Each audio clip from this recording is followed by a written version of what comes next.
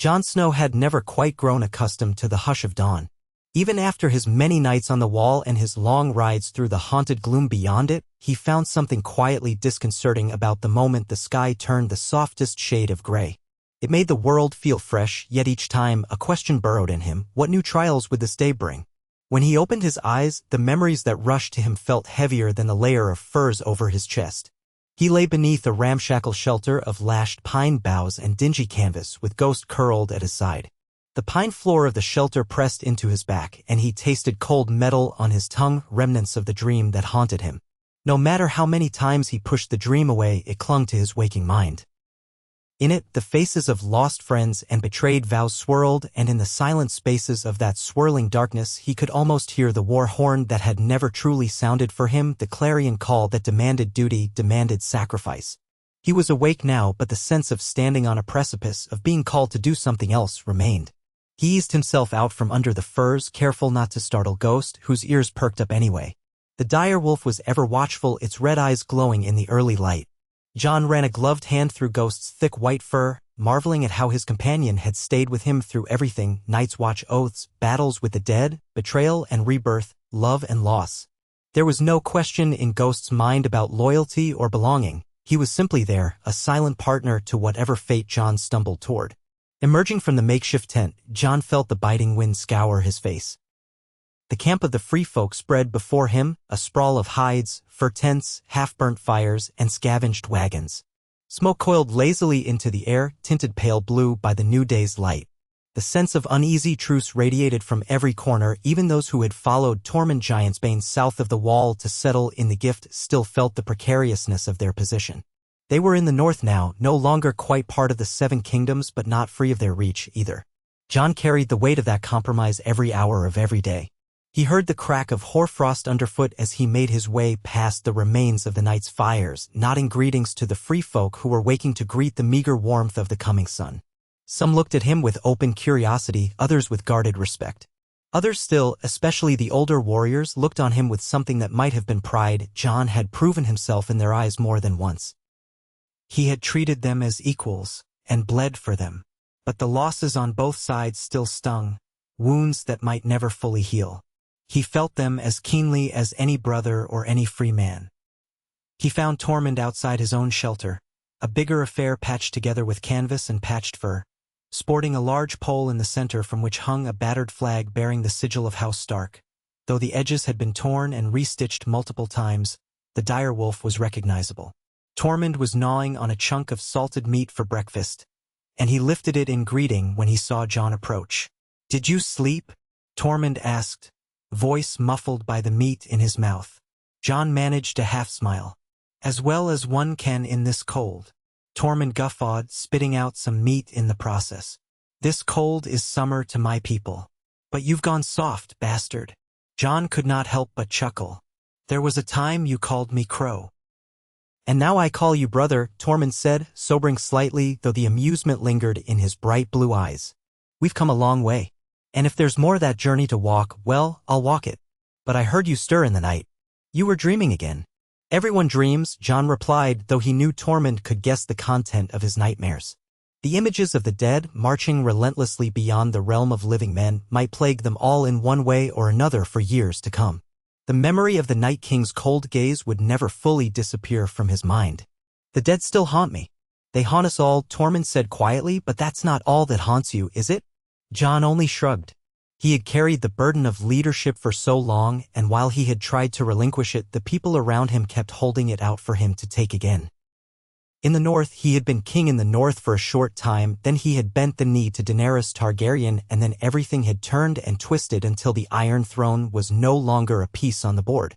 Bran had taken the crown, Sansa ruled Winterfell, and Jon had been told to take the black again, or, if it pleased him, to vanish into the true north among the free folk. That had been enough for the rest of Westeros. Let the bastard of Winterfell vanish, let him live out his days far from politics and war. But war had a way of following him.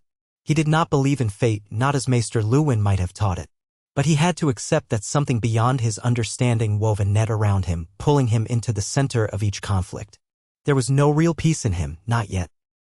Maybe he could find it if he tried, or maybe he should shape that destiny into something that served more than the lords and ladies who had always played games with people's lives. He accepted a hunk of meat Tormund offered and took a bite, chewing slowly, letting the salt sting his tongue. Then he spoke, almost absently, "It's time I head south again." Tormund blinked, then laughed, thinking Jon was jesting. But as the moments passed and Jon's expression remained somber, Tormund's grin fell away. "South? The Southerners want no part of us. We've tried to keep to the gift. We've tried to trade. Some of them treat us better than they used to, I'll grant that. But you and I both know that the moment we appear in greater numbers than a handful, the lords will grow uneasy. We'll be reminded of the times we came to take what was theirs. So why do you want to go back to that?" Jon swallowed, wishing he could offer a simpler answer. "They might not want us, but we want some measure of respect if we're to settle in the lands that were promised us. The gift is still under the domain of the Starks, though Queen Sansa has been more than fair. And the free folk, many won't just settle. They roam, they hunt, they choose their own destinies. If the North and the free folk are to truly live together, to stand as one people, we need more than a vague understanding. We need a real bond." "A bond," Tormund said skeptically, "and by that you mean we kneel to some southern king? Or, old gods forbid, some southern queen?" Jon shook his head. "No. I'm not speaking of kneeling, not this time. In my dreams, the dream that wakes me, I see a new kingdom forming. It's as if all the old lines on the map are redrawn. The free folk and the North, they're one people. We have the same gods for the most part, or at least the same old forests. We love the same rugged land. We fought the same war against the dead. We share blood now, and that bond is stronger than any vow to a southern crown. The North may still have its queen in Winterfell, my sister, but there's something else we can forge.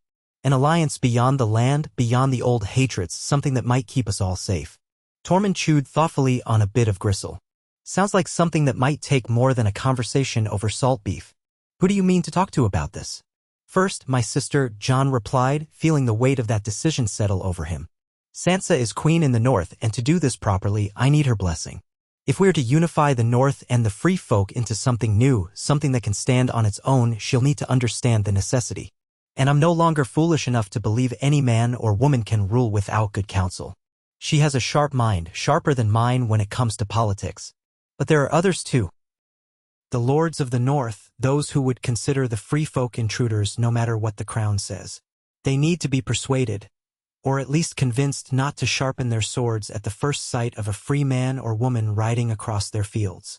Tormund's blue eyes flickered with an old wariness. "We've killed too many of them, and they've killed too many of us. Men like Glover or the Umbers, though the Umbers are scattered and half-ruined now. Will they ever see us as anything but wild savages? We won't know until we try." Jon inhaled, tasting the chill in the air. "And if they do see you that way, you and I both know the free folk won't cower. But I'd like to avoid any more bloodshed if we can. Too much blood has already soaked this land." Ghost padded up to Jon then, pressing a cold nose against Jon's gloved hand. The dire wolf almost seemed to sense Jon's resolve, and a low rumble of approval, or perhaps simple contentment, vibrated in Ghost's throat. Tormund sniffed. "Well, if we're going to do this, we might as well do it right. You'll have me at your side. But don't expect me to get on my knees for any fancy lady. Your sister's probably good as any queen can be, but I kneel to no one." Jon smiled again, a fraction less grim. "I wouldn't expect anything else." The journey south began within days. Jon, Tormund, Ghost, and a small band of free folk, some men, some women, 1 or 2 spear wives, rode on shaggy horses or walked alongside wagons carrying goods meant for trading. They traveled carefully, stopping at small villages in the Gift where men of the North eyed them warily but did not bar their passage. Indeed, some recognized Jon Snow, the once king in the North, and bowed or offered him a spare room in a stable to rest. Jon tried to politely refuse any special treatment, but he soon learned that in the eyes of these small folk, he still held a mythic status, even if he wanted none of it. He was the bastard who rose to become their king, who had fought the Night King himself, who had died and come back. Rumors stretched further than the truth in many places, and Jon did not bother correcting every tall tale. It would do no harm if a little legend followed them. Perhaps it would make the negotiations smoother. At night, their fires burned in lonely campsites, ringed by solemn pine trees and the hush of the North. Tormund would regale them with stories of bygone raids or the first time he'd seen a giant crush a man's head as easily as cracking an egg. The others, young free folk, no more than a few years out from the last great war, listened raptly, hunger for the old stories gleaming in their eyes. Jon mostly stared into the flames, lost in half-formed thoughts of what he would say to Sansa when they arrived at Winterfell. Would she welcome him as a brother or as a supplicant? They had parted on decent terms, but so much had changed since then. She was queen now, queen of the North. He was, at best, an outcast turned free folk champion. Strange how life could twist and warp your path until you hardly recognized it. The nights wore on, and the closer they came to Winterfell, the heavier the air felt with memory. Jon recalled the courtyard where he once practiced swords with Robb, the gate where he last saw his father ride out, the ancient halls that had once meant home before he ever learned what home truly meant. Winterfell loomed in his recollections, equal parts comfort and sorrow. When they finally crested a rise and the dark slate towers of the castle came into view, Jon's heart jumped in his chest. Ghost padded up beside him, letting out a soft growl, but it was not a sound of threat. More like a question, are we truly going back? The banners outside the gates were new, featuring a fierce gray dire wolf on a white field with the hint of red trim.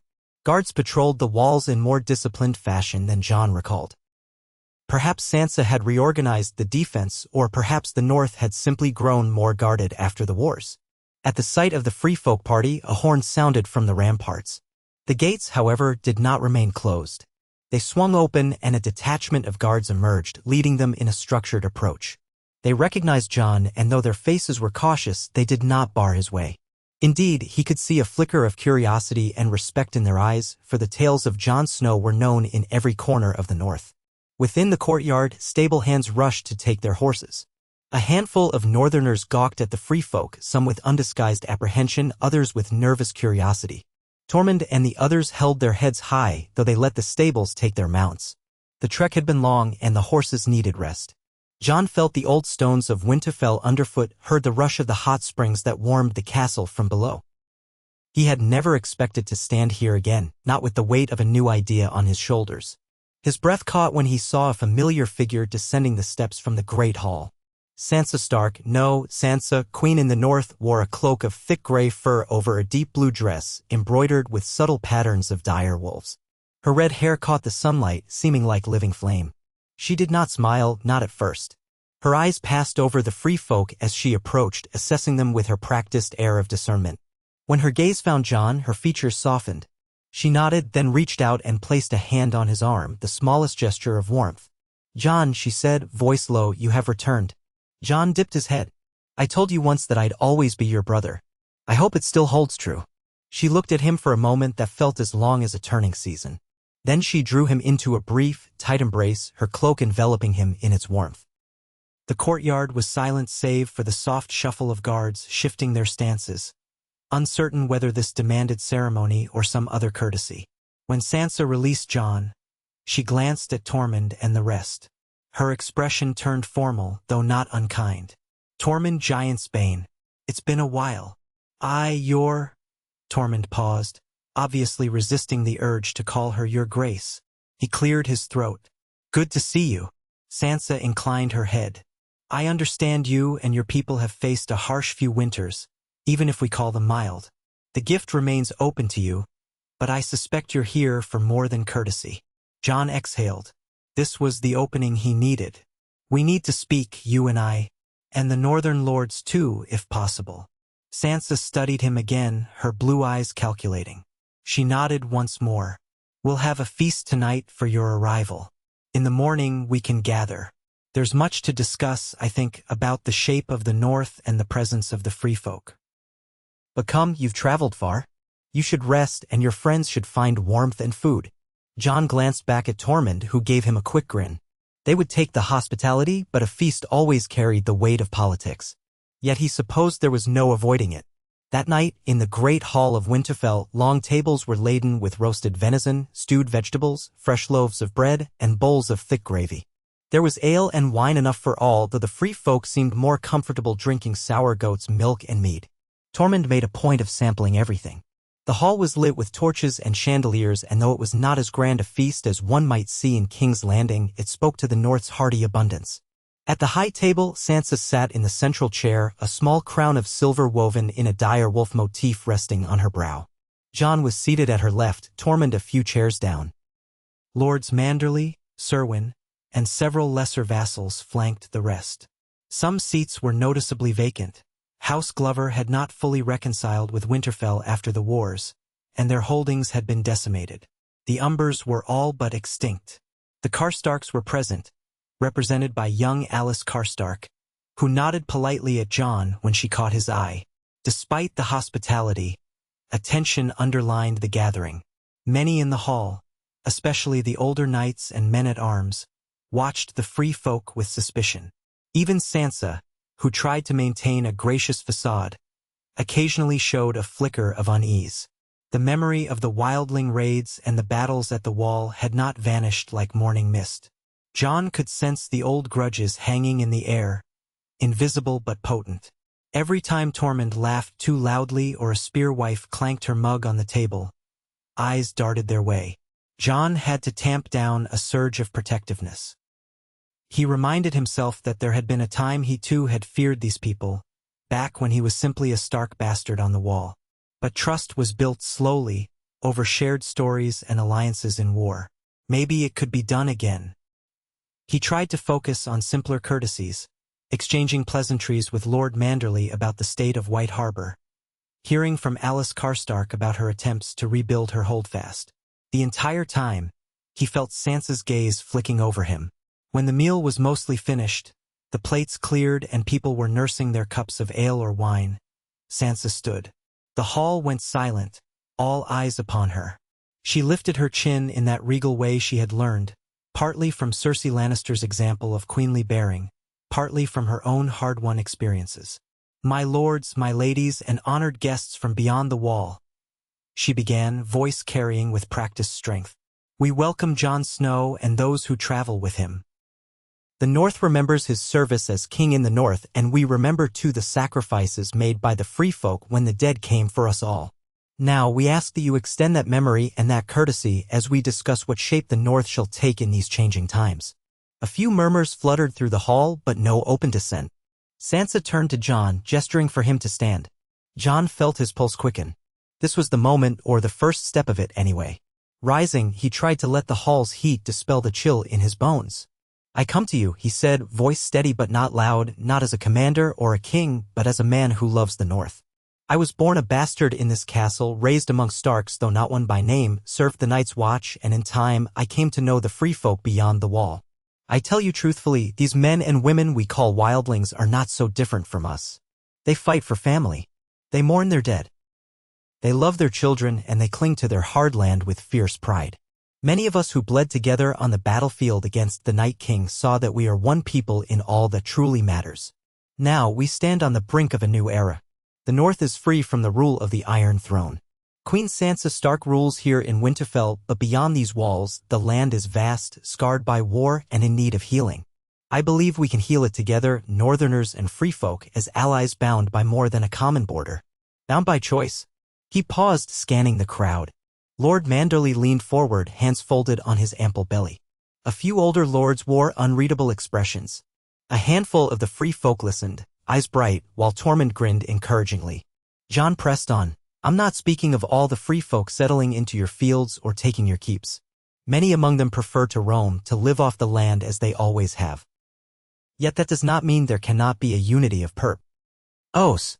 A new kingdom, a union, or an alliance, call it what you will, that recognizes the autonomy of both the North and the free folk while forging bonds strong enough to protect us all." A hush followed his words.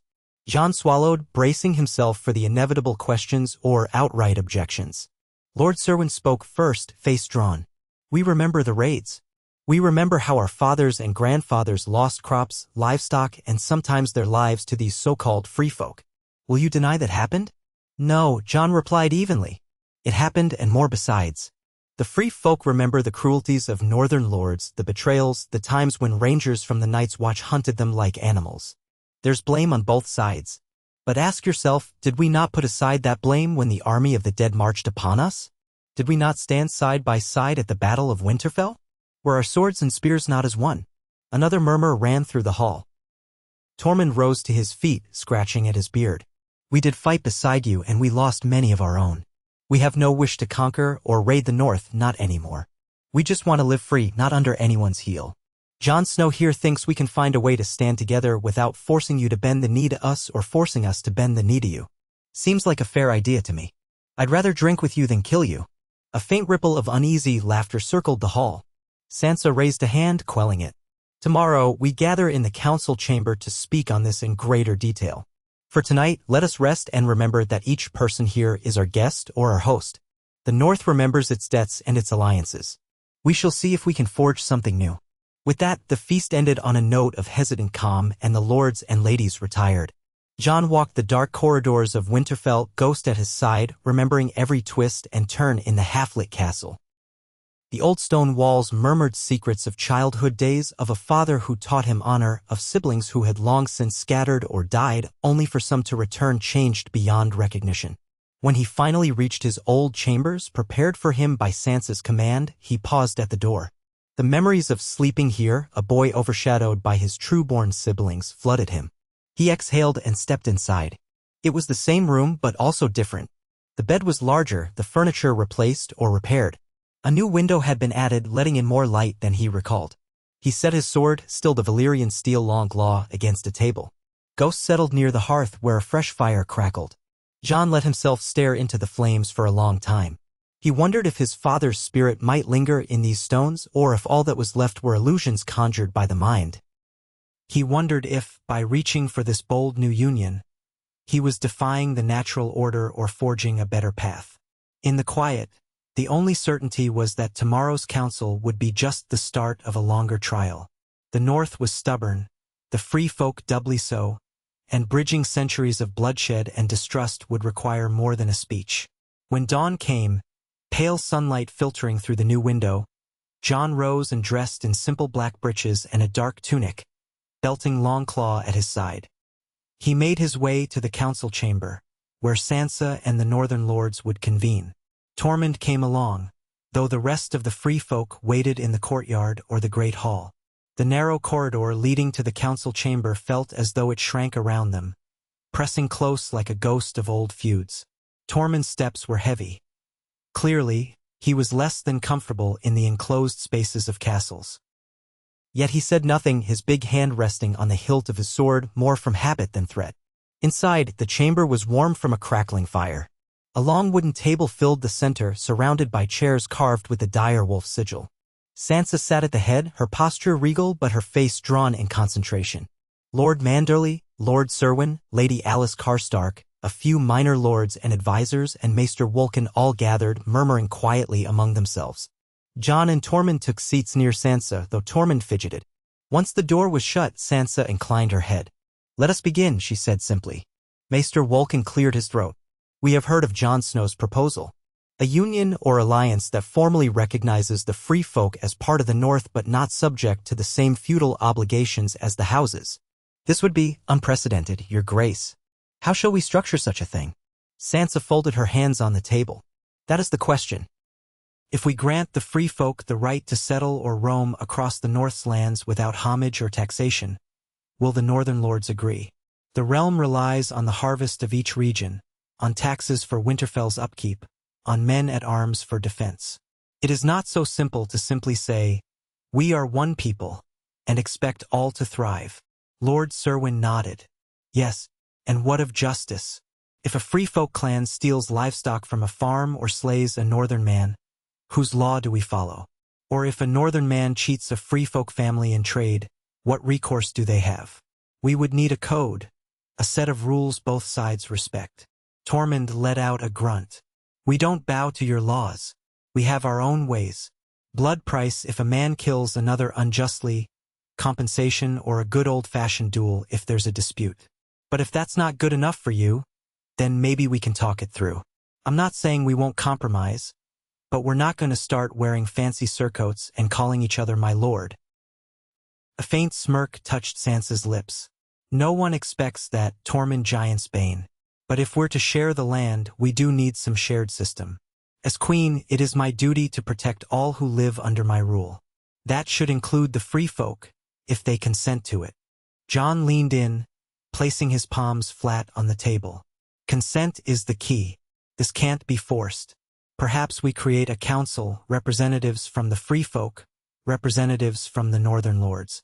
They gather regularly to discuss disputes, set guidelines for trade, and handle cross-border issues. The free folk remain free to elect or choose their own leaders, men and women they trust. The North remains under Queen Sansa's rule, but the free folk aren't considered feudal vassals. They're partners, allies. Lord Manderley murmured.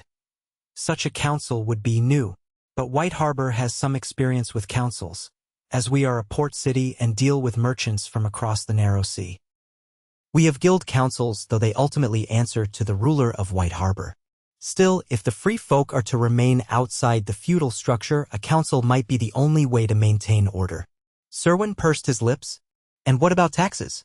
If they live on the land, shouldn't they pay their share? Tormund laughed. We don't carry much coin. We live off the land. We trade furs, bone carvings, weapons. We can trade with you. Hell, we can help guard your walls if you need, or fight off raiders from the sea. That's worth something, isn't it? Jon seized on that. A form of in-kind exchange. The free folk can provide resources such as furs, game, or labor in exchange for what farmland or grazing rights they use. Perhaps we formalize trade routes rather than demanding coin. The North gets valuable goods, the free folk get safe passage. Everyone benefits. We just need to hash out the details. Sansa sat back, letting the talk flow. She wore a thoughtful expression, her eyes flicking from one speaker to the next. Jon recognized the subtle ways she was cataloging information, quietly weighing each suggestion's worth. Once the lords and Tormund finished voicing initial concerns, she spoke again. This is a foundation, at least. We must also consider how the rest of Westeros will view this. The North stands apart, yes, but we do maintain trade with the Riverlands and beyond. Word of this new union will spread.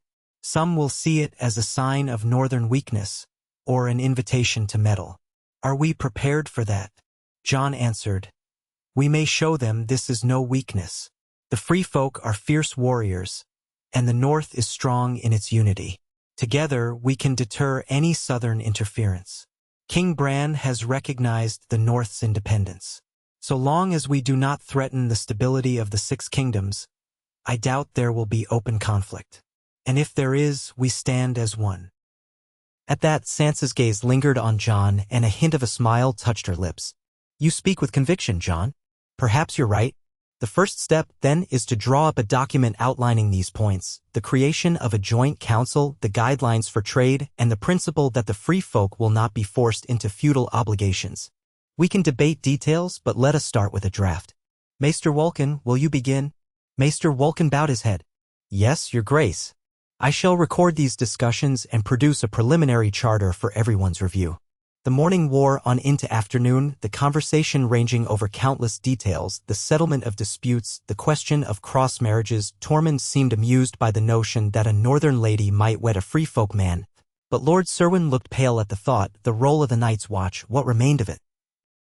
In policing the wall, and whether the free folk would even accept a symbolic vow to hold no hostility toward the North. By midday, Sansa called a halt, ordering that they reconvene in 2 days to finalize the draft. Jon felt both relief and an odd stirring of hope. If they could keep the conversation civil for that long, maybe real progress was possible. Tormund wandered with Jon through the courtyard after the council. Snow drifted lazily from a sky like old pewter, dusting the worn stones. Some of the free folk who had come with them were sparring with a few of the castle's guards, a tentative exchange of martial techniques. Others were gathered near a fire, swapping stories. Jon could see a mix of curiosity and tension in both groups, the castle folk and the free folk, but for the moment no swords were drawn in anger. You see, Jon said to Tormund, a slight smile tugging at his lips. They're talking, even if it's just about sword forms. That's how it starts. Tormund snorted. We'll see how it ends. I'm not sure how many of my people will take to this idea of a council, but if I put my voice behind it, that might help. People know I fought with Mance Rayder, I fought with you. They respect that. Maybe that'll make them trust your sister's fancy words. Jon appreciated Tormund's willingness. As they passed by the fire, one of the spear wives, a woman with braided hair the color of straw, hailed Tormund and offered him some roasted hare. He clapped her on the shoulder, taking the skewer happily, and gestured for Jon to do the same. Jon recognized the woman as one who had fought in the Battle of Winterfell, though he did not recall her name. He accepted the roasted meat, grateful for a taste of simpler times.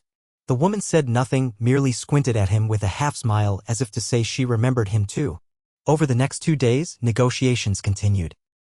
Jon and Tormund were each drawn into separate conversations, Tormund speaking with pockets of free folk about the arrangement, Jon talking with northern lords who still voiced skepticism. Sansa orchestrated the discussions with shrewd efficiency, ensuring that each concern was heard and each fear addressed as best as possible. The preliminary charter took shape. It was not perfect and it was not final, but it laid out a framework in which the free folk and the North could coexist. The notion of a joint council, comprised of equal numbers of northern representatives and free folk, began to settle into acceptance. There would still be many questions to resolve. How many times a year would they meet? Where? Would Winterfell host? Or would they rotate locations across the major holds? But the broad strokes were agreed upon. Late one evening, Jon found himself alone in the Godswood, standing beneath the ancient weirwood tree. The red leaves rustled overhead and its pale bark almost seemed to glow in the moonlight. Ghost stood nearby, silent and watchful. Jon placed a hand against the trunk, letting the old gods bear witness to his hopes and doubts.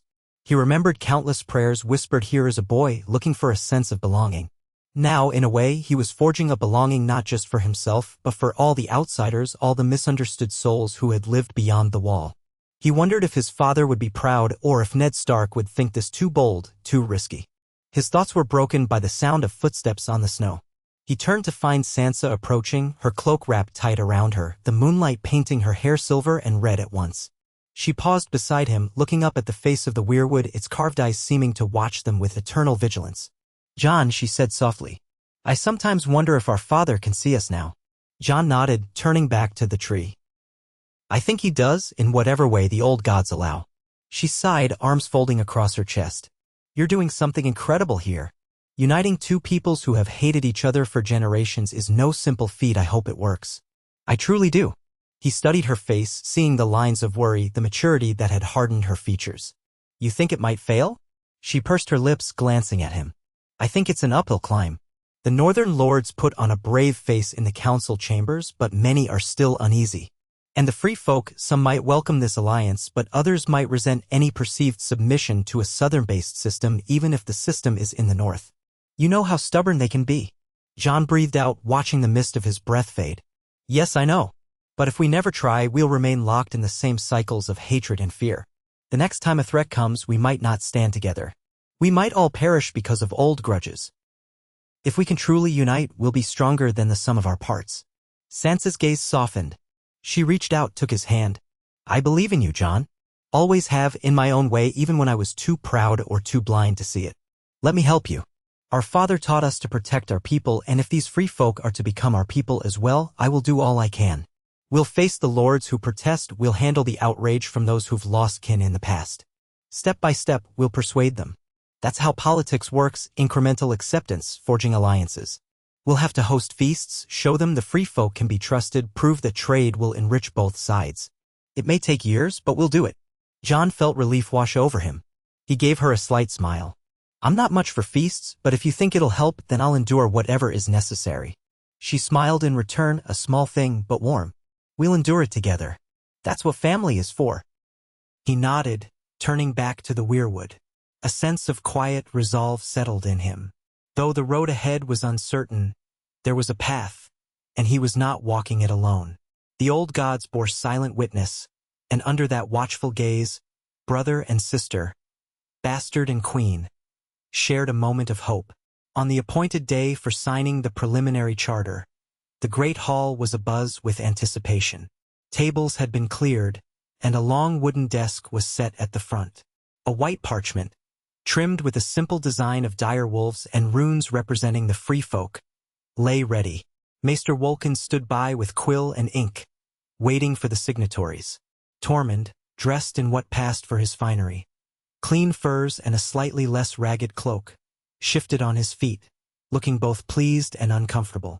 The northern lords and ladies formed a line, as did representatives of the free folk, some from the clans that had come south after the war. Jon stood with Sansa, surveying the crowd. It was a mix of men and women from both sides, some wearing house sigils, others wearing bone necklaces or crow feathers. A hush fell when Maester Wolken announced they would begin. Sansa stepped forward, speaking with that regal clarity she had honed. She spoke of unity, of mutual respect, of the times they had bled together, and the times they hoped to share in peace. Jon noticed a few heads nodding in the crowd, including a young Serwyn knight who had once nursed wounds beside a free man after the battle with the dead. Shared trauma sometimes formed the strongest bonds. Then Sansa took the quill from Maester Wolken and signed the parchment, her name flowing in elegant script. Sansa Stark, Queen in the North. Tormund came next, though he could hardly sign more than a shaky scrawl of lines. "I'm no maester," he muttered, "but I can make my mark." Then Lord Manderley added his name, then Lady Karstark, then a leader of a free folk clan called the Stone Crows, and so on until a dozen signatures or marks were upon the parchment. Each signature was a small gamble, a seed planted in uncertain soil. But sometimes seeds take root in the harshest climates. When it was done, a cheer went up, half-hearted from some, full-throated from others. Tormund raised a horn of mead and shouted, "This is the day the free and the bound stand together." The free folk whooped in approval. Many of the northerners chuckled or offered polite applause. Jon breathed out, feeling a knot of tension unwind in his chest. The document was not the end of strife, but it was a beginning, a stake in the ground that said they would not forever be enemies.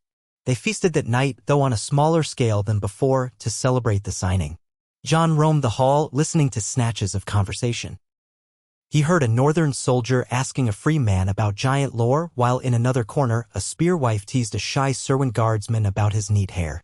The lines of culture still existed, but people were crossing them, if only for a moment. Sansa sat at the high table, chatting amiably with Tormund. Jon felt a twinge of amusement, wondering how far Tormund's stories would go before they grew too bawdy for polite company. But Sansa handled herself gracefully, sometimes laughing at Tormund's irreverent humor, sometimes politely redirecting him. Jon drifted outside after a while, needing air. The night sky was clear, strewn with stars, and the courtyard was quiet. Ghost followed, white fur glowing in the moonlight. Jon paced near the old well, mind flicking over the possibilities. This was just the start. Next would come practical implementation, forming the council, ensuring each side abided by the charter, dealing with disputes. There would be arguments, maybe a few skirmishes. But if the core idea held, if enough men and women believed in it, then perhaps in a few years' time, the North would indeed be a new kingdom, one that recognized no difference between those born south or north of the Wall. He thought of Ygritte then, the woman who had taught him so much about freedom, about love. He remembered her final words in his arms under a sky streaked by war. If she had lived, would she have approved of this? He liked to think she would have. And he remembered Mance Rayder, the king beyond the wall, who had tried in his own way to unite his people to save them from the White Walkers. In a way, Jon was carrying on that dream, but forging a different path to accomplish it. A voice broke his reverie. "You're thinking about her, aren't you?" He turned to see San. S.A. standing behind him, arms folded in that manner of hers that suggested a blend of empathy and distance. Jon managed a sad smile. "You always did read me too well." She stepped closer, the winter wind tugging at her cloak. "It's written on your face. And it makes sense. You once loved a free folk woman, and now you're championing her people. I'm sure there's a part of you that wishes she could be here to see this." He nodded, exhaling a small cloud of white. "Yes. Ygritte taught me what it meant to be truly free, to question the rules we grew up with. In the end, she died at Castle Black, shot by an arrow. Sometimes I wonder if all this could have been avoided if we tried something like this union back then." Sansa's eyes flicked to the sky, as though searching for answers among the stars. "We can't change the past. But at least we can shape the future, perhaps for the better." Jon let that thought linger, heavy with unspoken emotion. Then he faced her. "Thank you, Sansa. I know this isn't easy for you, but I appreciate it more than I can say." She smiled, a genuine, if weary, expression. "We're family. We do what we must to protect the North. Now come, people will be asking where you are. Tormund's telling one of his absurd stories again, and it's about you, so you might want to defend yourself." He laughed softly, letting her lead him back inside. The glow of the torches and the hum of conversation enveloped him. Tormund was indeed in full swing, regaling a small crowd about how Jon once jumped over a burning wagon and slew a wight with a single swing of long claw like a man possessed by the old gods themselves. Jon felt his cheeks warm as he recognized the exaggeration. But Tormund winked at him as if to say the legend never hurt anyone. Jon spent the rest of the evening speaking with lords and free folk alike, smoothing tensions, encouraging camaraderie. At one point, A young man of the free folk approached him shyly, asking if it were truly possible for him to marry a girl from a nearby northern village.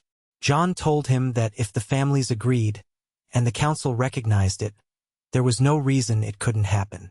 The joy on the young man's face reminded Jon of the deeper reasons behind all this political maneuvering: love, life, and the simple human desire to belong. In the weeks that followed, the new council was formed, a rotating seat of representatives from the major northern houses and from prominent free folk clans. They met in Winterfell at first, setting down the bones of agreements. Slowly but steadily, trade routes opened. Wagons of furs and carved bone ornaments appeared in northern markets, while surplus grain and steel tools found their way to the free folk encampments.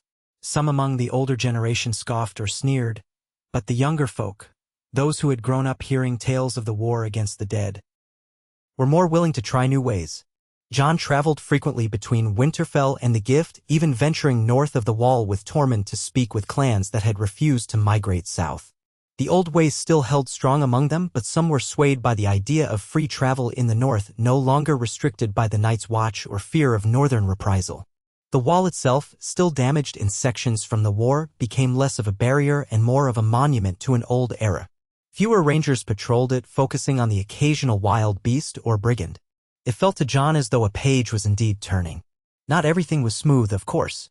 Rumors of bandit raids persisted, sometimes attributed to free folk, sometimes to desperate northerners. The new council had to handle every incident carefully, ensuring that justice was done without reverting to old prejudices. Yet each small success built confidence. Lord Serwyn, who had been among the most dubious, ended up praising the arrangement after a group of free folk hunters rescued a Serwyn patrol from a pack of dire wolves in the deep forest.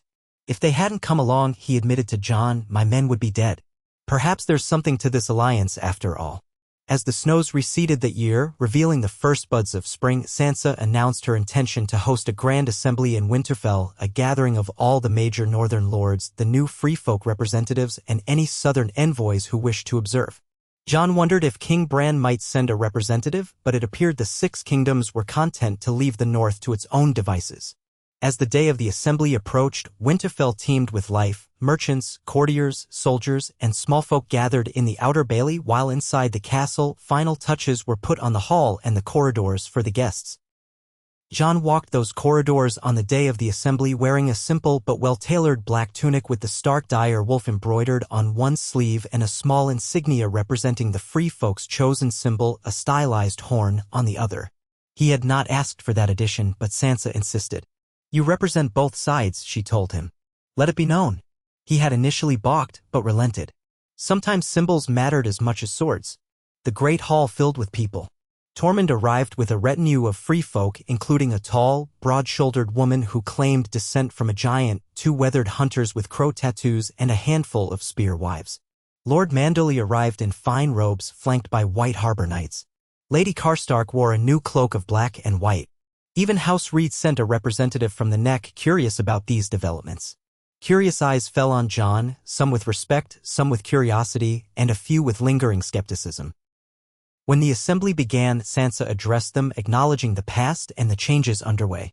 Then she called Jon to speak, recognizing him as the driving force behind the alliance. Jon rose, and the hush that felt almost tangible. He stood before them, thinking of how many times he had been called upon to lead, how many times he had tried to renounce it, only to find himself back in that position. I am Jon Snow, he said, voice resonating through the hall. Once king in the north, once a brother of the Night's Watch, once a wanderer among the free folk. I stand here today because I believe in a future where the North stands united, not through conquest or forced oaths, but through mutual respect and friendship.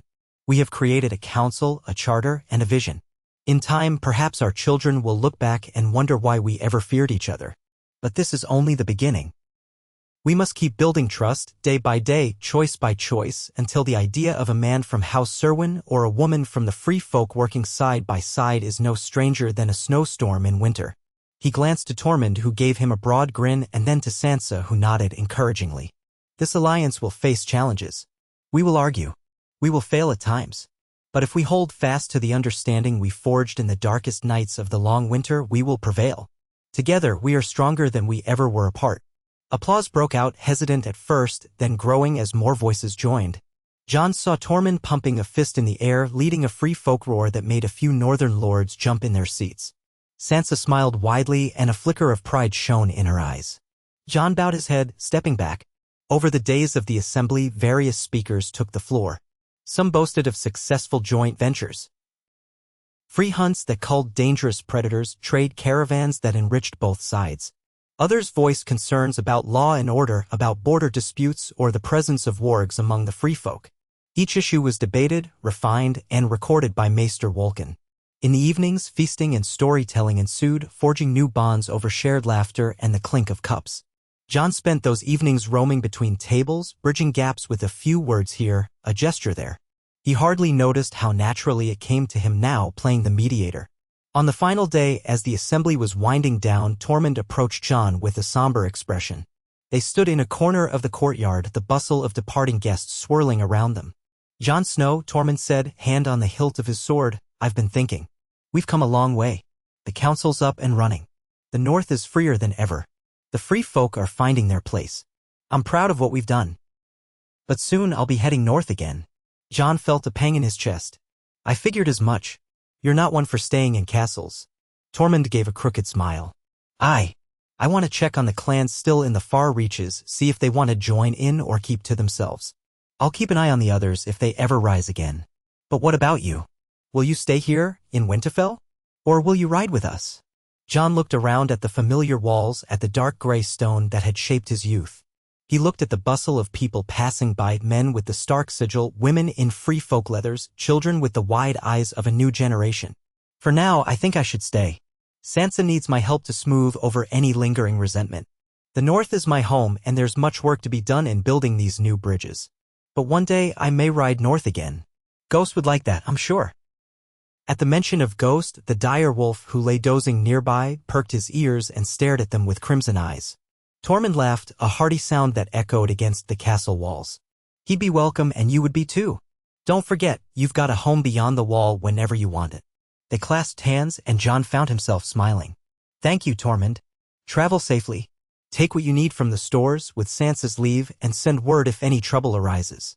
Tormund nodded, then turned to go, pausing only to give Sansa a playful bow as he passed. Sansa arched an eyebrow but smiled back at him. Jon watched as Tormund and several free folk departed, heading north with horses laden with supplies.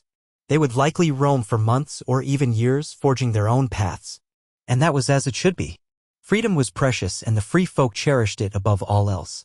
In the subsequent weeks, Jon took on a new role in Winterfell, an informal steward of the Alliance, a bridge between the castle and the camps beyond. He rode to distant holds, meeting with lords who had not attended the assembly, reassuring them. He settled minor disputes in villages where a free folk family might have claimed an abandoned farmhouse. He oversaw the training of a new guard force that included both northerners and free folk, each learning the other's fighting styles. At times, he wondered if this was how his father had felt, overseeing the North with quiet diligence. But he also recalled his father's advice: "We find our duty, and we do it." That duty weighed on Jon, but it felt right. Not a burden forced upon him, but a choice he embraced. There were moments of humor too, like when a free folk woman tried to barter her best goat for 2 swords from a blacksmith, or when a young northern squire turned crimson at the flirtations of a spear wife, not knowing whether to respond with courtesy or savage wit. Each small moment reminded Jon that the differences between them were not insurmountable. Seasons slipped by. The alliance strengthened. Sansa's rule in Winterfell grew steadier as she proved time and again that she would defend the realm and respect the charter. A few lords grumbled, but most recognized the benefits: new trade goods, improved defense, and a sense that the North was truly forging its own destiny independent of southern machinations. The harvest was modest but enough to feed both castle and the growing free folk communities, who in turn contributed game and fish. The shared watchtowers along the old wall route were manned by a mix of rangers and free folk hunters, ensuring that no threat would catch them unaware again. Jon, for his part, found himself at peace in a way he had not known before. On some evenings, he would roam the battlements of Winterfell, Ghost at his heel, listening to the wind sough through the pine. He would recall the friends he lost: Samwell Tarly, now a maester in King's Landing; Tyrion Lannister, perhaps still whispering counsel into King Bran's ear; Arya off on her journeys across the seas, and Bran, the three-eyed raven who had ascended to the throne. Memories of Daenerys Targaryen sometimes surfaced, a bittersweet pang. He wondered if she would have approved of this new kingdom had things ended differently. But regrets changed nothing. He carried them with him, silent reminders of the cost of war. Yet the future now felt wide open. He saw children in the courtyard, some with the red hair of the free folk, others with the brown hair of the north, practicing archery side by side. He saw trade caravans departing for distant corners, forging roads that had never existed. He saw the council meeting in an orderly fashion, with Sansa and a free folk representative at its head. And in his heart, Jon felt that a dream once harbored by Mance Rayder, once fueled by Ygritte's fierce spirit, was finally taking shape. A realm where no wall stood between them, where the living had found a way to unite without losing who they were. One morning, he stood at the gates of Winterfell watching the sunrise paint the sky in soft bands of pink and gold. Ghost sat beside him, tail wrapped around his paws. The air was cool, promising a mild day. A pair of travelers rode up, a northern farmer and a free folk huntsman, joking and talking about how they'd trade the huntsman's freshly caught rabbit for some barley. They passed by Jon with little more than a friendly nod, continuing on their way as though it were the most natural thing in the world. Jon closed his eyes and took a breath, letting the crisp air fill his lungs. Then he looked north, beyond the horizon, where Tormund and countless free folk roamed, free as the wind. He looked south, toward the lands he once believed so distant and unattainable. He stood in the heart of the new kingdom he had helped forge, neither purely the domain of Starks nor the savage wilds, but something new altogether, a blending of ways, a tapestry woven of old grudges and new hopes. And he felt, for the first time, truly at home. He turned back toward the courtyard, where duties awaited him, meetings, decisions, the daily negotiations that would shape how people lived together. There would be disputes, likely some fights, but also marriages, friendships, and a shared sense of belonging. A laugh escaped him, soft and breathy, as he recalled Sansa's earliest warnings that this would be a lifetime of work. Perhaps it would. But after all he had seen and endured, a life of building rather than tearing down was a gift. He headed back inside, Ghost at his side, ready to greet whatever new dawn might bring. If anything was certain, it was that the North and the Free Folk were writing a new chapter in the history of Westeros. And Jon Snow, once a bastard, once a king, once an exile, was now simply a man helping to forge that future, step by step, with steel in his hand and hope in his heart. Jon rose early the next morning, well before the pale sun could spread its light across Winterfell's courtyard. He lay awake for a time, staring at the rafters above his bed. His mind was caught somewhere between the promise of new beginnings and the lingering weight of old troubles. When he finally decided to get up, he found Ghost already on his feet, the direwolf's crimson eyes studying Jon as if to urge him forward. Jon stroked Ghost's fur in silent greeting, then dressed in the layered warmth of wool and leather that had become his daily uniform. There was always a new concern to address: trade disputes, boundary agreements, petty feuds between a half-dozen old lords, rumors about brigands who might or might not be free folk. This was the shape of his life now, a steady current of small problems that, if managed well, might weave into something grand. He hadn't asked for such a role, yet it seemed to fit him. Duty, once again, found him whether he wanted it or not. He walked the corridors of Winterfell, each step echoing in the quiet hush of dawn. Servants and guards moved about in measured flurries, lighting torches, carrying trays, adjusting the heavy drapes that staved off the lingering chill. The hush reminded him of days long past, when he was just a boy overshadowed by his siblings, by Robb's promise, by Sansa's grace, by Arya's spirit, by Bran's curiosity, by Rickon's innocence. Only now did he grasp that every one of them had borne unique burdens. He had never been alone in feeling adrift. The fact that he had returned to Winterfell, that the castle had survived so much upheaval, gave him an odd comfort. He took breakfast in the smaller dining hall where Sansa often convened her council. She was already there, seated at a long wooden table with a cup of hot tea and a plate of warm bread in front of her. Her thick fur cloak was slung over the back of her chair, letting the warmth of the castle's hidden hot springs wrap around her. Despite the early hour, she was reading a rolled parchment with close attention. Upon hearing him approach, she set the parchment aside and offered him a small smile. "Jon," she said, gesturing for him to join her. "You're awake early." I assumed you'd take at least some rest after all that work with the new recruits. John sat across from her, pulling off his gloves. I tried, but my head is too full of everything that still needs doing. She pushed the plate of bread toward him. Eat first, then we'll talk of burdens. He obliged, tearing off a piece of the freshly baked bread and chewing slowly.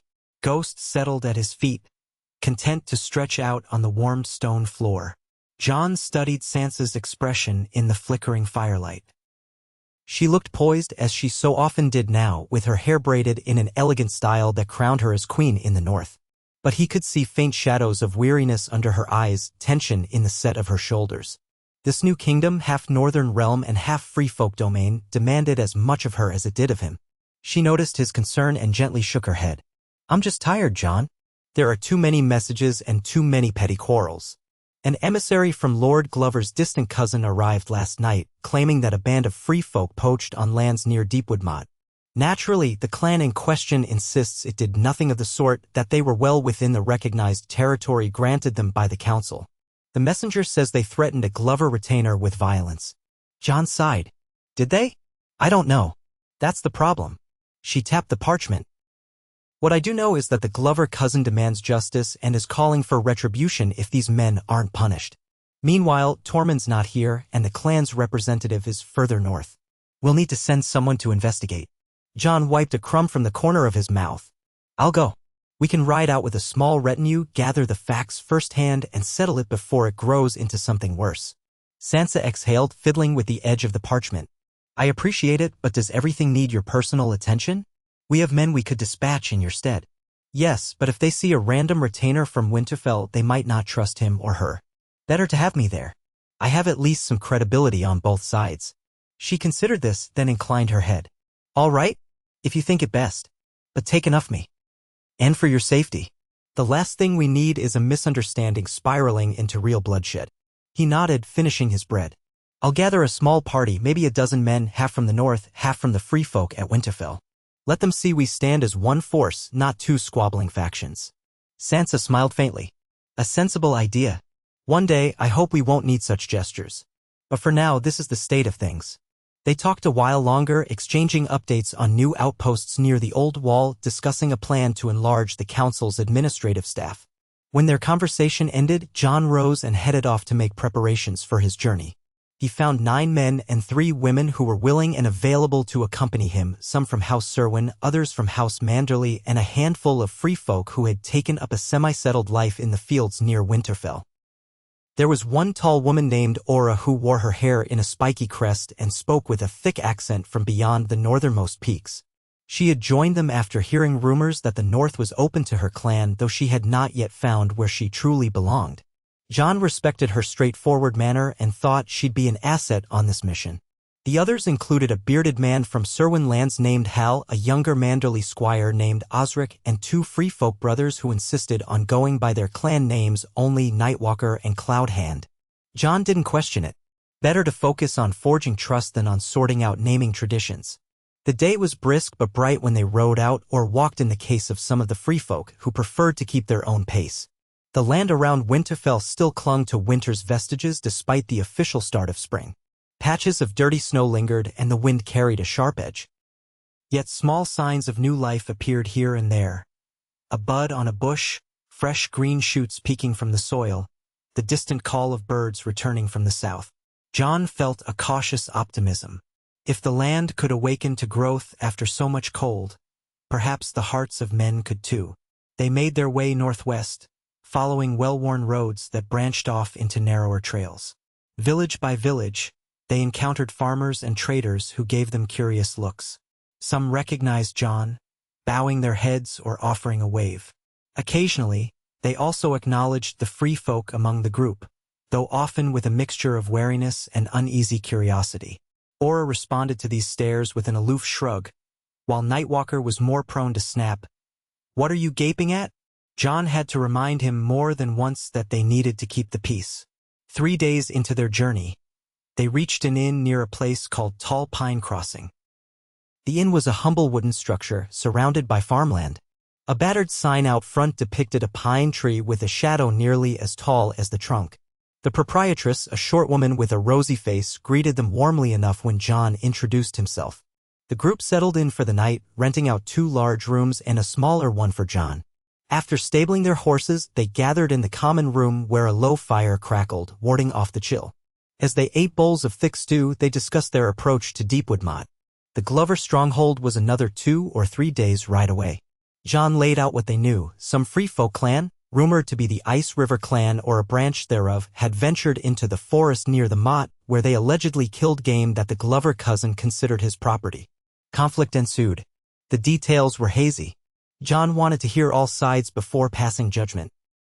While the group lingered in the common room, a few local villagers and travelers drifted in to warm themselves or share a drink. Jon noticed how some stared at Aura's furs or the bone jewelry worn by Nightwalker and Cloudhand. But no one caused trouble, at least not yet. The mood was subdued but not hostile. Eventually, one older man approached them, a trapper by the look of him, dressed in worn leathers, smelling faintly of old fur. He eyed the free folk, then turned to Jon. "You're Jon Snow," the trapper said, more statement than question. "You were king in the north once." Jon nodded. "For a time." The trapper nodded slowly, as if weighing his next words. "Fought the dead. Fought for all of us, or so they say. Brought these folk from beyond the wall to help. Is that right?" Jon's voice was quiet, steady. "Aye, that's right." The man lowered his gaze, then said, "Well, I was there too. Not on the front lines.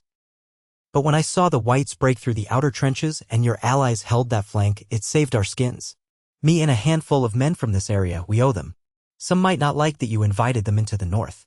Me, I figure we owe them our lives. So, if you need anything, we're about." Jon was taken aback by the man's honesty. He offered a respectful dip of his head. "Thank you. We'll remember your kindness." The man withdrew, returning to his own table with a thoughtful expression. Nightwalker watched him go, arms folded over his broad chest.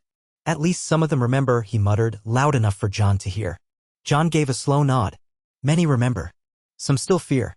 Some resent. But they can't ignore what happened." Cloudhand glanced at his brother, then at Jon. "We'll see how the Glover folk take your words. If they're anything like the ones we had a run-in with last season, we might need more than words." Jon knew that skirmishes had flared up in Glover territory before. The Glovers had been among the most reluctant to accept any free folk presence. They were a proud house with a history of fierce loyalty to the Starks, but also fierce independence and grudges that ran deep. The nephew or cousin who now ruled some portion of Deepwood Motte's lands might be especially bitter. Jon cleared his throat. "We won't know until we get there. Let's hope it doesn't come to that." Aura snorted softly. "Hope all you like, Snow, but best keep your sword sharp." Jon didn't argue. He knew the truth in her words. Still, his aim was peace, or at least the seeds of it. He finished his stew and retreated to his small room, trying to gather his thoughts before sleep took him. Ghost curled at the foot of his bed, watchful as ever. Jon felt the old pang of tension in his muscles as he drifted into a half-uneasy rest. Memories of old battles flickered behind his eyelids. Home, the Battle of Winterfell, the desperate scramble to outrun the army of the dead. But in those recollections came images of unity too, men of the North and men of the free folk standing shoulder to shoulder. If they could do it then, perhaps they could do it now. The morning came with a drizzle of cold rain that turned the roads to thick mud, slowing their progress. Each day they traveled deeper into the wooded, hilly terrain near Deepwood Motte. Towering evergreens and thick copses of birch crowded both sides of the road, and a damp mist clung to the undergrowth. The smell of pine and wet earth filled the air, mixing with the faint tang of old leaves. One evening, as they camped near a stream, Osric, the Manderley squire, half-joked that the deep forest seemed haunted by old ghosts. Jon admitted that the north held its share of spectral tales, but there was nothing to fear from the trees. He had faced more dangerous spirits in the night than any legends of haunting. Finally, on the 4th day from the inn, they reached the outskirts of Deepwood Motte's territory. A small palisade and gatehouse stood at the edge of the forest, manned by a handful of Glover guards wearing cloaks of dark green. The guards stood in front of a rough-hewn barrier that spanned the narrow path leading up to the motte proper. When Jon's party approached, the guards immediately bristled at the sight of free folk among them. "Halt!" barked the lead guard, a man with close-cropped hair and a scar down one cheek. "State your business." Jon nudged his horse forward, raising a hand. "We come in peace. I am Jon Snow, former king in the north, now acting on behalf of Queen Sansa Stark and the council that includes both northerners and free folk. We're here to speak with the Glover family about a dispute involving free folk hunters. The guard's eyes flicked to the bone ornaments on Aura's arms, then at the stern expressions of Nightwalker and Cloudhand.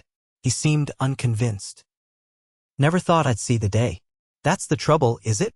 Your savage friends have been causing us grief. If you truly come in peace, you'll leave them outside the gates. Jon shook his head. They're part of my party and will be included in the negotiations. If Lord Glover or his representative has an objection, let them voice it to me. We won't accept splitting ourselves up. The guard scowled. Lord Glover's away. The holdfast is managed by Master Shet Glover now, his cousin. He'll not be happy to see you bring them in. I understand, Jon said calmly. But these are the Queen's orders and we have official business. If you refuse us, you refuse the rightful authority of Winterfell. The guard's jaw worked side to side. He glanced at his companions, uncertainty flickering in his eyes. Wait here. I'll send a man to speak with Master Shet. Jon nodded, reining in his horse. He could almost hear Aura's teeth grinding behind him. He shot her a warning glance. It wouldn't help to stir up trouble now. The guard muttered something to another soldier who set off at a quick jog down a shadowy trail that presumably led to the motte. Time slipped by as drizzle pattered on the leaves overhead. The tension was thick enough to taste. Finally, the runner returned, slightly out of breath, and whispered into the lead guard's ear. The guard gave a curt nod, then lifted the barrier. All right, he said. You can pass. But your weapons stay sheathed unless you fancy an arrow through your back. No one replied. Jon merely urged his horse forward. The path wound past the palisade into deeper forest until, after a quarter mile, it opened into a clearing where deepwood motte rose on a low hill, a stout wooden fortress circled by an earthen rampart and a tall palisade. Timber towers rose at intervals, bearing the Glover sigil, a mailed fist on a red field. Beyond the fortress, steep hills rolled away into dense forest, an isolated but defensible position. They were met at the inner gate by another cluster of guards, flanked by a man in his middle years wearing a heavy cloak of dark green pinned with a silver brooch shaped like a clenched fist. His hair was salted with gray, his eyes narrow and searching. Jon guessed this was Master Shet Glover. The man eyed the party with skepticism, his gaze lingering on the free folk, before turning to Jon. You must be Jon Snow, Shet said in a brusque tone. Cousin of our queen, once king in the north, and so on. I'll not pretend I'm pleased to see you come trailing these people behind you, but I understand you want to discuss the issue of trespassing and poaching. Jon dipped his head in greeting. Master Shet, I presume. We've come to clarify the facts and resolve any dispute that might threaten the peace. The peace, Shet repeated, his lip curling. That's an interesting word for it, considering how many times we've had to chase them out of our woods. Follow me, then. We'll see if we can find your peace. He turned sharply and led them through a compact courtyard. The fortress was smaller than Winterfell by a wide margin, but it looked formidable for its size, with sturdy wooden walls and a scattering of outbuildings. Soldiers wandered here and there, some wearing mail, others just thick leather jerkins. The sense of distrust hung in the air. Many paused to stare at the free folk, and the hostility in their gazes was plain. Jon's group was directed toward a small hall attached to the main keep. Inside, a long wooden table occupied the center of a dim chamber lit by torches and a narrow window. Shet Glover took a seat at the far end while his soldiers formed a line along the walls. Jon and the others filed in, leaving their cloaks dripping at the door. Ghost, who had trailed them silently, received wary glances from the men, but no one dared challenge the direwolf outright. Ghost simply padded in behind Jon, calm but alert. Shet planted his elbows on the table. So, you've come about the clan of thieves. We caught 2 of them who swore they were just passing through. But they carried a freshly killed buck that had been run through with their spears, right on our land. We confronted them and one tried to draw a blade. My men subdued them, but not before a scuffle. Now they sit in our dungeons, refusing to confess. Meanwhile, others from their clan roam the forest. How many more are out there, I wonder? They butcher our deer, then move on with no regard for whose land they trample. All under the so-called alliance. Jon kept his tone measured. When we formed the council, we established that the free folk could use open land for hunting, but they must respect boundaries near castle holdings unless given explicit permission. If these men truly trespassed, we need to understand why. If they attacked your men, that's another matter. They should be held to account. But if they were hunting in what they believed was open territory, we need to clarify the boundary lines. Shet made a scoffing sound. Boundary lines? You think these wildlings care about lines drawn on a map? They go wherever they please. It's in their blood. They see a deer and they kill it. Never mind who claims the forest. Aura took a sharp step forward, fists clenched. Jon gently raised a hand, stopping her. He could feel tension crackling in the chamber. "We're here to find a solution," he said, his voice low. "May we speak to the prisoners?" Shet looked at him for a long moment, then nodded. "You may, though I doubt they'll tell you anything different. They're in the lower cells. But be warned, they're savage brutes. One of my men lost 3 fingers in the fight." Cloud Hand let out a derisive snort at the word savage. But again Jon signaled restraint. "Thank you," Jon said, "and we'd like to see the site of this alleged poaching. If we can determine where it occurred, we might confirm whether it was within your recognized domain or the open forest beyond." "Fine," Shet conceded. "I'll send a ranger to show you. But don't expect him to go unarmed into that forest. There have been sightings of more of those wildlings. I won't risk my men for the sake of your illusions of peace." Jon did not rise to the bait. "Understood." The conversation ended there, the tension so thick it felt as though no final pleasantries were possible. As they were escorted to the dungeons, Jon realized that bridging this divide would be even harder than he'd anticipated. The years of distrust, the old raids, the memory of war, they still ran hot in Glover territory, perhaps even more so than in other parts of the north. Lord Glover had been absent from the Grand Assembly in Winterfell, and it appeared his cousin was no keener on the new order of things. Jon silently resolved to approach this with caution. A single spark could ignite a larger conflict. The dungeons were dark and damp, a cramped corridor lined with iron-barred cells. The 2 prisoners were huddled in the corner of one cell, their furs matted with dried blood. They looked up warily as the flicker of torchlight illuminated the bars. One was a grizzled man with a braided beard that hung to his chest. The other was younger, perhaps barely more than 20, with a shock of brown hair and a fresh bruise on his cheek. Both wore simple leathers and had the hardened look of people who'd lived through countless winters beyond the wall. The older man was first to speak. "You've brought more crows to gawk at us?" Jon stepped forward. "I am Jon Snow, though I once wore the black. I am no longer a brother of the Night's Watch.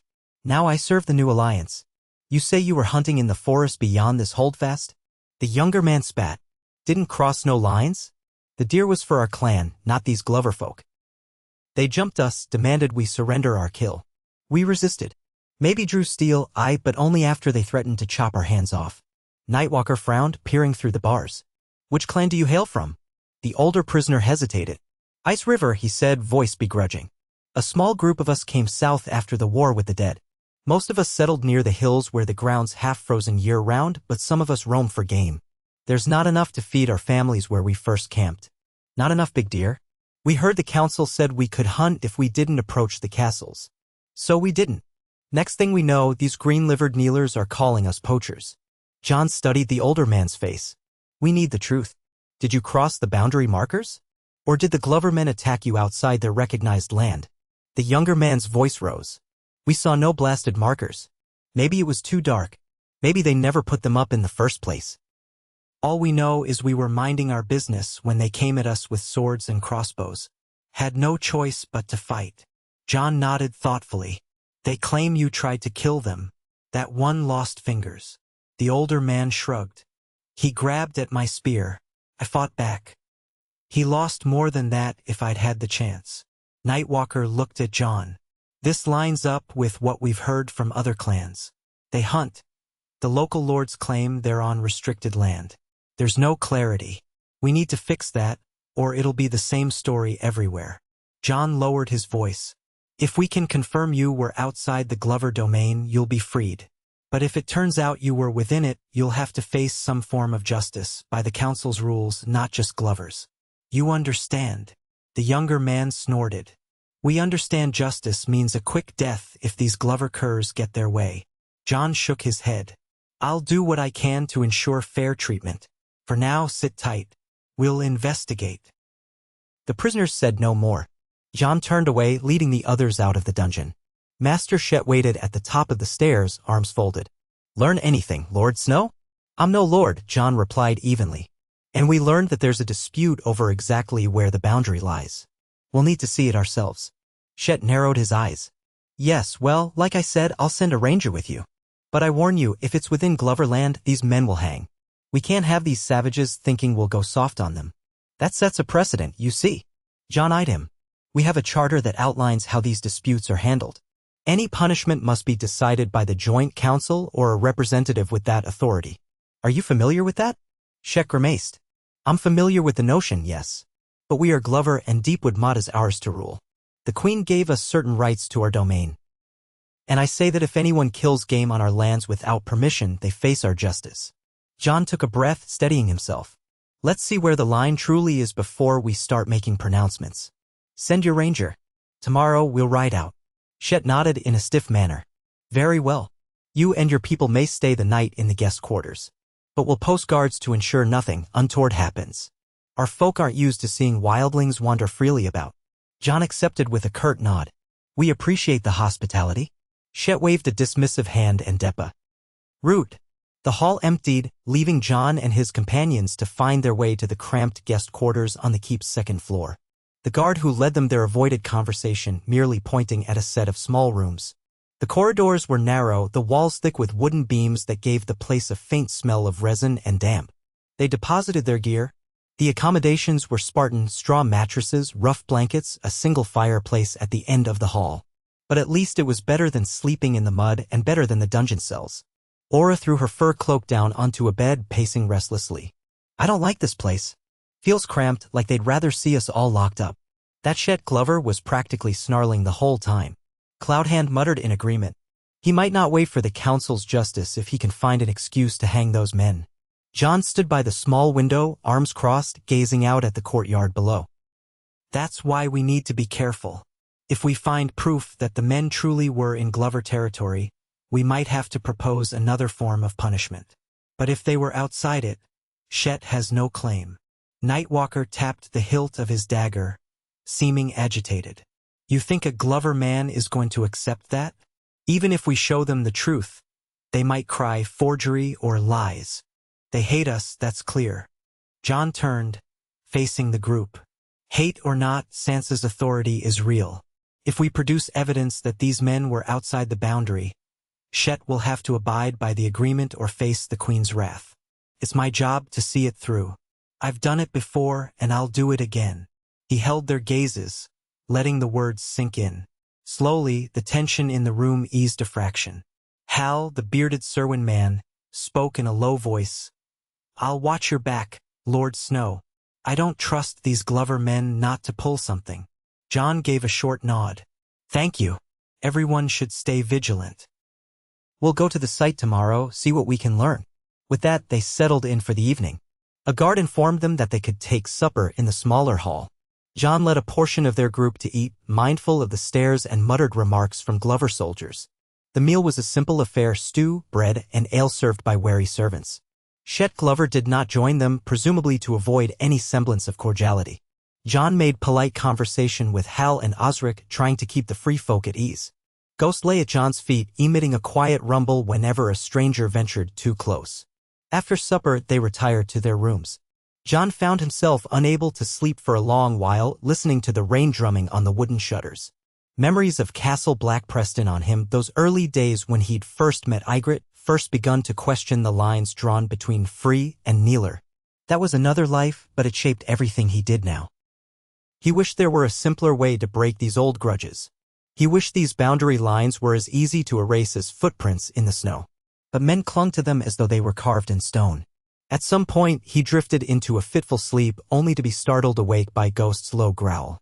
He sat up, reaching for Longclaw, but saw nothing amiss except the flickering shadows along the hallway. Perhaps the dire wolf was merely uneasy in this hostile environment. John hushed him gently, rested his hand on Ghost's ruff, and tried to sleep again. He had a long day ahead.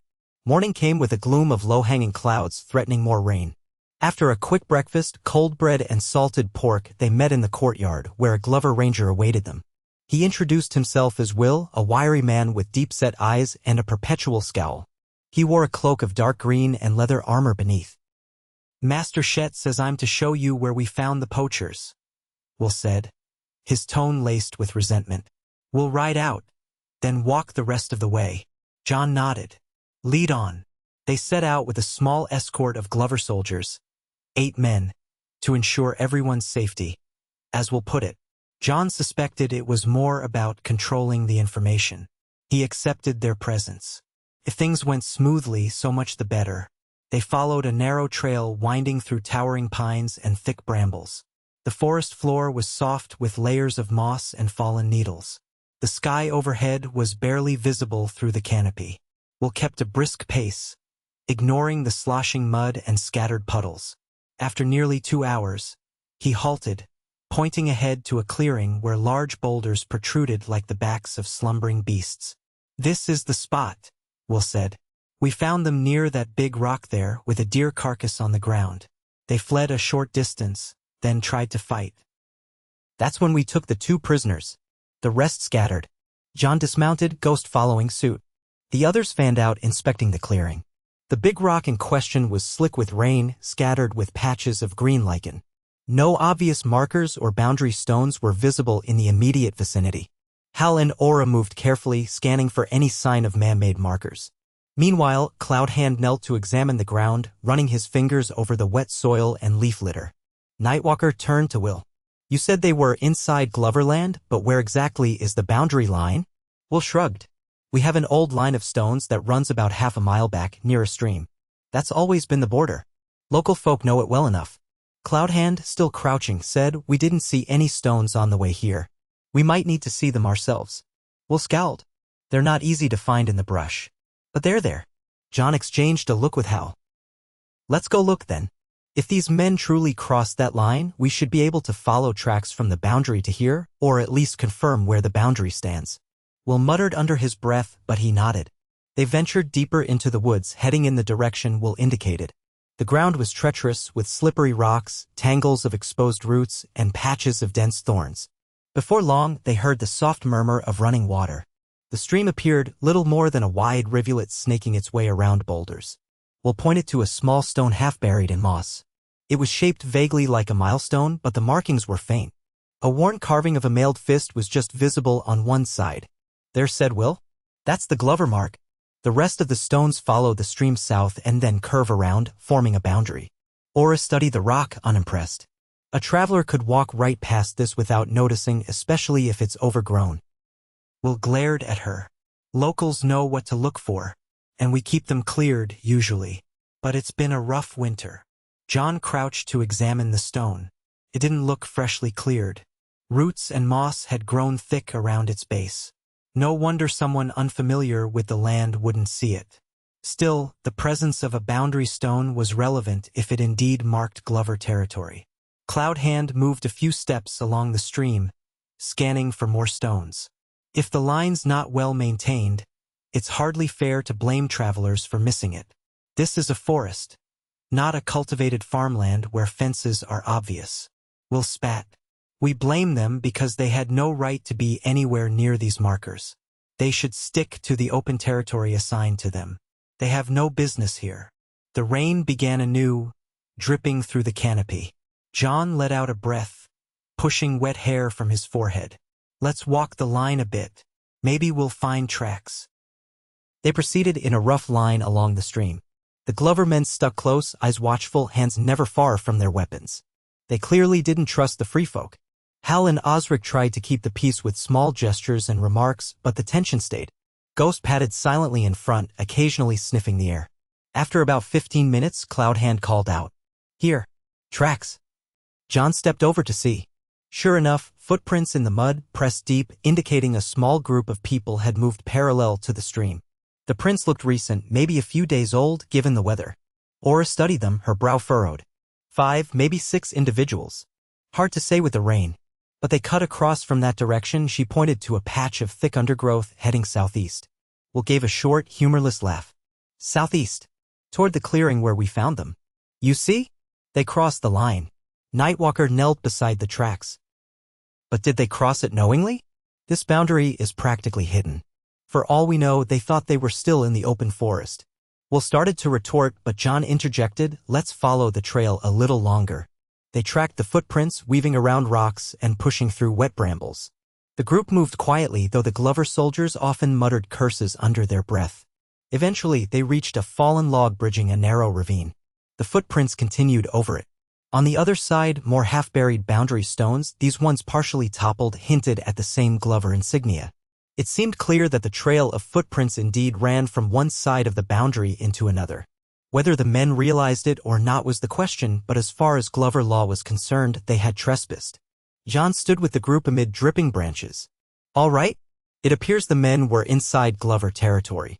The question is how we handle it. Aura spoke up. You can't hang them just for hunting a deer, especially if they had no idea they'd crossed some line. That's madness. Will sneered. Hanging's too good for them. They attacked my brothers in arms. That sparked a heated exchange, and Jon had to raise his voice to bring order. Enough. He turned to Will. We'll take this back to Master Shet. But be warned, by the council's rules, a fair hearing is required. If the men are found to have harmed Glover soldiers without provocation, some punishment is due. But if the Glover soldiers attacked first or gave them no chance to leave peacefully, that changes things. The Queen's law applies, not just Glover tradition. Will glared. Our tradition is the only law that matters in these woods, Snow. Mark my words. Jon met the ranger's gaze without flinching. That's not true anymore. We're forging a new order. If you ignore that, you're challenging the Queen herself. He turned away, gesturing for his party to head back. Rain slicked their cloaks as they retraced their steps to the clearing and then back toward the keep. The tension felt like a coil winding tighter with every step. Jon tried to calm his own frustration. He understood the Glover perspective. This was their ancestral land and they feared losing control of it. But that didn't excuse ignoring the new laws. Upon returning to Deepwood Motte, they were directed to a cramped antechamber near the keep's hall. Master Shet awaited them, seated behind a simple wooden table cluttered with parchments. He looked up with a thin smile. So, have you found what you needed? Jon removed his damp cloak and draped it over a chair. We found boundary stones, though poorly maintained. By their position, it appears the prisoners were inside your domain. However, it's unclear if they knew they'd crossed the boundary, given the condition of the markers, and they claim your men attacked first. Shet tapped his fingers on the table. Whether they knew or not, they took a deer from our land and assaulted my soldiers. My mind is made up, they'll hang for it. Aura stepped forward, voice taut with anger. You can't just. Jon cut her off gently but firmly. He addressed Shet directly. Master Shet, these men are subject to the new alliance's laws. Under the charter, we handle disputes of territory and violence through a joint hearing. If we do not, the entire alliance is threatened. Queen Sansa won't take kindly to that. Shet's thin smile never wavered, though his eyes darkened. The Queen is far away in Winterfell, and Lord Glover is far away on his own affairs. I rule here for now, and I say they hang. If you wish to carry their rotting heads back to the Queen, so be it. Jon felt a surge of cold fury. You test the Queen's authority at your peril. A silence fell, charged with potential violence. Ghost bared his teeth in a silent snarl. Shet's guards stiffened, hands on their sword hilts. The men and women in Jon's party braced as well, eyes flicking from side to side. It felt like a single misplaced word could spark an eruption. In that taut moment, someone stepped in from the corridor, a lean man of about 20 years, with curly brown hair and a face still carrying remnants of boyishness. He wore a cloak with the Glover insignia pinned at his shoulder. The same mailed fist, but with an additional device beneath it that Jon didn't recognize, some personal crest, perhaps. Master Shet, what is this about hanging men? The newcomer asked in a calm, even voice. I just arrived from my father's estate and heard rumors of trouble. Shet stood abruptly. Young Master Torrin, this is a matter of castle defense, nothing for you to concern yourself with. Torrin Glover? Jon studied the newcomer. Possibly a younger nephew or cousin. Torrin's eyes moved to Jon, then to the free folk in the room, then back to Shet. Why do we have tension in our hall? My father left me instructions to watch over the affairs here, and your steward's letter suggested only a minor dispute. I see more than that. Shet's jaw worked. Jon Snow and his wildlings are interfering. They want to keep two criminals from facing Glover justice. The criminals trespassed on our land, attacked our men. Isn't that punishable by death? Torrin exhaled. If all that is true, normally yes. But these are not normal times. Did you forget the letter from Lord Glover stating we must cooperate with the new alliance until he returns? He told us to keep peace with Winterfell. Shet's face darkened. I have not forgotten, but they broke our laws. We must enforce them. Torrin nodded slowly, then looked at Jon. If my father said we should keep peace, I trust his judgment.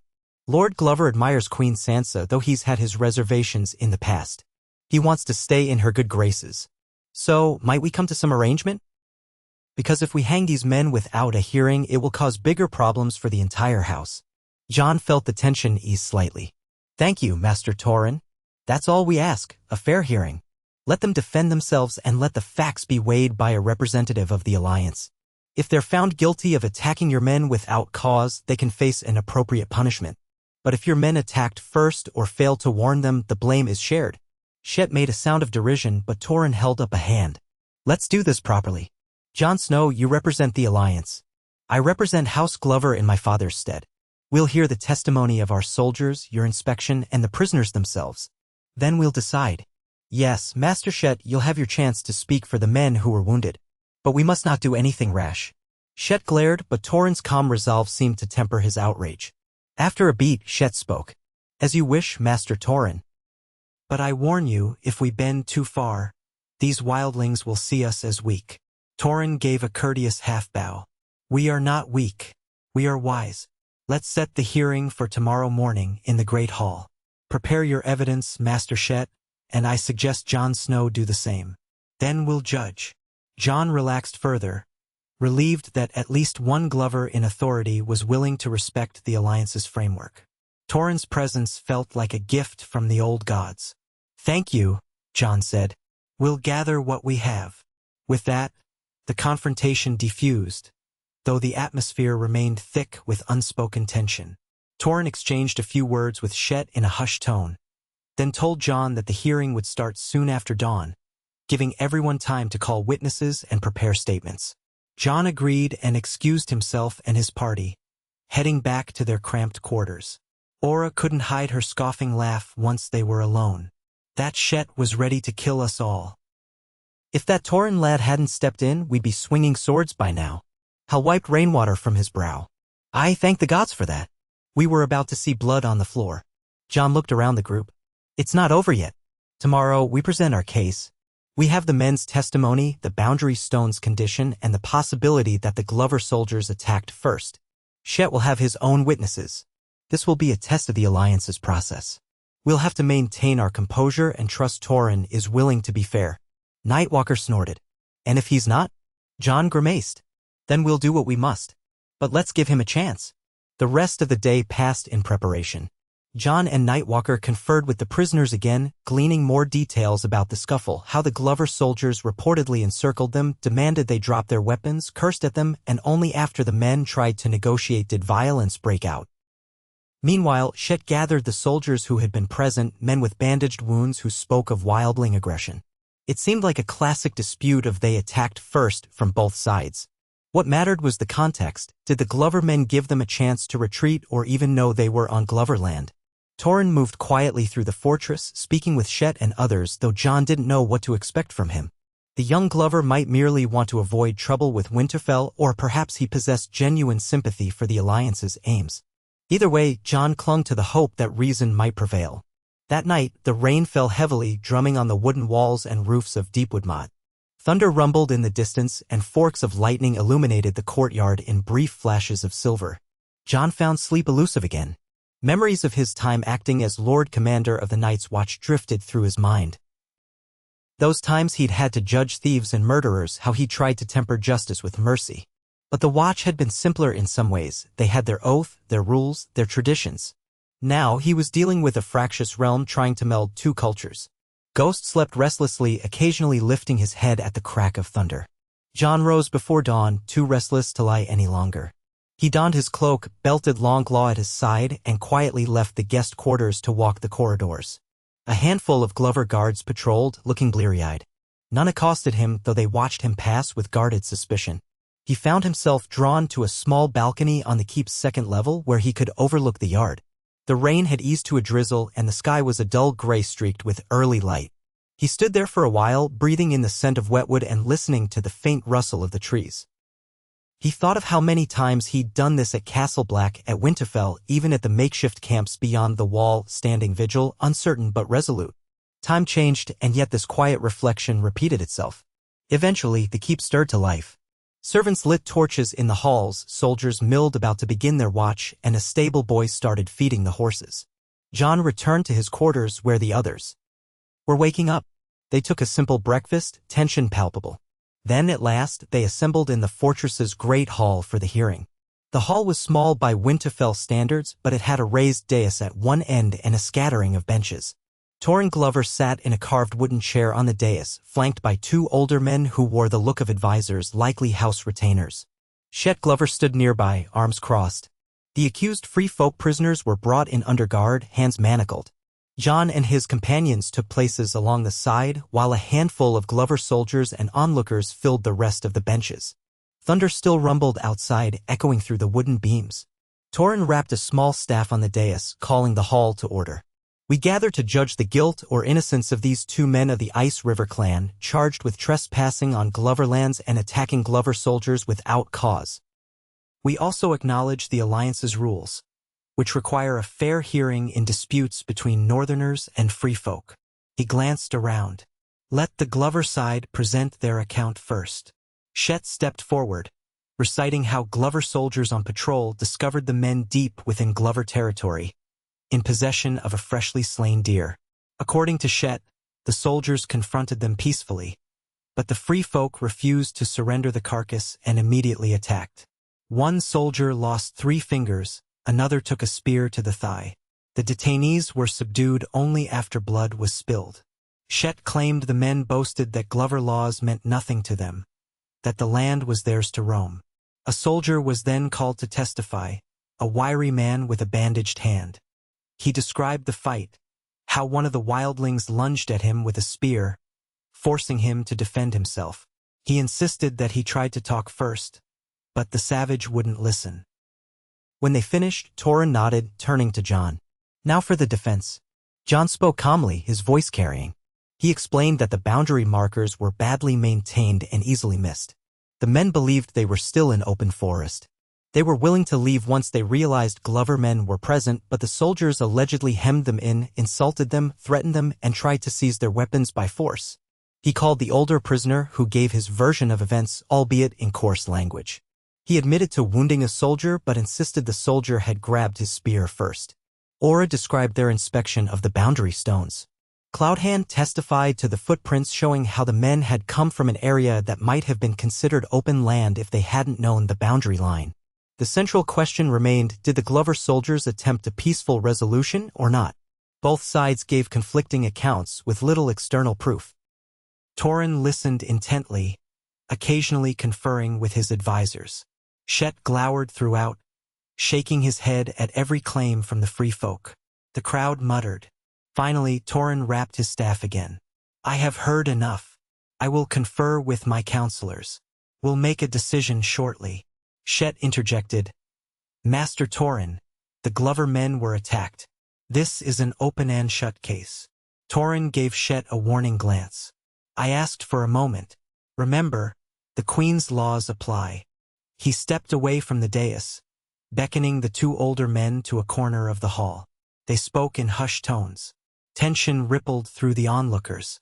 Jon stood silently, longing for a simpler resolution, some piece of irrefutable evidence. Instead, it was all hearsay and partial truths. He felt the prisoners' fear in the air. If this went poorly, they could face death. And what then for the fragile alliance? After what felt like an eternity, Torrin returned to the dais and took his seat. He cleared his throat. My father instructed that we respect the Queen's authority and the Alliance's charter. In light of that, here is our judgment. The 2 men did indeed trespass on Glover land as established by boundary stones. However, given that the markers were not well maintained and they might not have realized they'd crossed it, this should be considered a mitigating factor. As for the violence, both sides claim the other attacked first. Without definitive proof, we cannot condemn them to death solely for the injuries inflicted. Therefore, we impose the following sentence. The men will pay restitution for the injuries to our soldiers and the deer they took in accordance with a blood price recognized by the free folk. Additionally, they are banished from Glover territory for 2 years. If they cross onto our lands again in that time, they will face harsher punishment. Finally, we request that the Alliance Council ensure boundary stones are better maintained to prevent future confusion. Silence hung in the hall. Chet's face went red with anger, but before he could speak, Torrin fixed him with a stern look. This is my decision, representing my father's will and in respect to the Queen's laws. From Jon's side, a ripple of relief moved through the free folk. The older prisoner let out a gruff sigh, the younger one blinked in disbelief. Jon inclined his head to Torrin. Thank you. We accept this compromise. The men will pay the blood price, and they'll keep clear of Glover lands. We'll bring this matter to the council to improve boundary markings. Shet looked like he wanted to spit curses, but he held his tongue, aware that Torrin outranked him. The tension in the room lessened, though it still simmered in the background. Torrin nodded curtly. Then it settled. Guards, see that these men are released under guard to Jon Snow and his party so they can arrange the blood price and depart our lands. With that, the hearing concluded. The crowd dispersed, muttering among themselves. Jon's party exhaled as they followed the prisoners, still manacled, out of the hall. Shet glared daggers at them but said nothing. Outside in the courtyard, a light rain had resumed. Ghost shook his white fur, sending droplets flying. Torrin emerged shortly after. He approached Jon, ignoring Shet's furious expression across the yard. Well, that was unpleasant, but I suppose it's the best we can manage right now. He spoke softly, glancing around as if to ensure no eavesdroppers hovered too close. My father told me in his letter that we must adapt to this new alliance. The Glover family cannot afford to be at odds with the Queen, especially not with winter's scars still fresh. I don't love the idea of sharing our lands with the free folk, but I see the necessity. Jon offered a faint smile. I appreciate your open-mindedness. With time, perhaps the distrust will fade. For now, I'll see that the men pay the blood price. That typically involves compensation, furs, weapons, or labor. I'll negotiate with the wounded soldiers. If that's acceptable? Torrin shrugged. Let's see if we can work out what they'll take.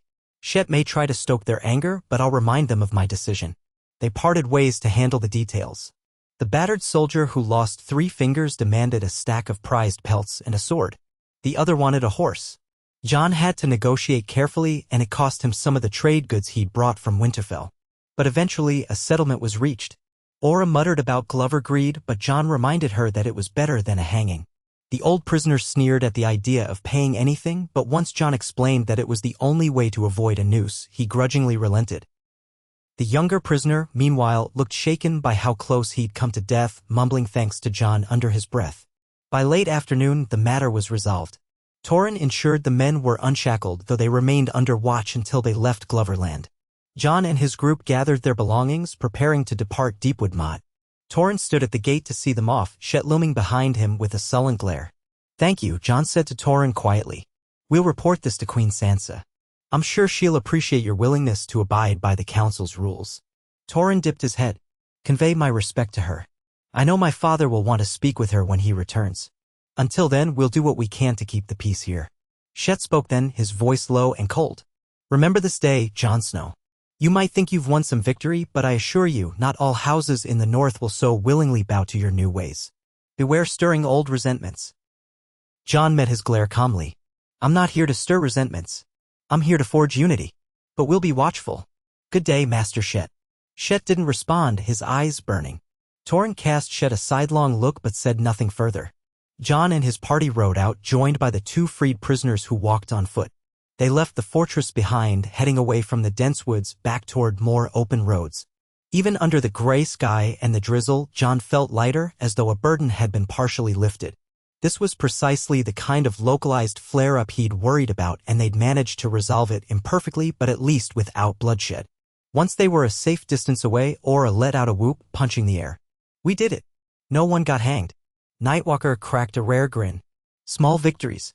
Next time, maybe it won't end so tidily. Jon allowed himself a moment of relief. We'll face that when it comes. For now, let's focus on returning these men to their clan.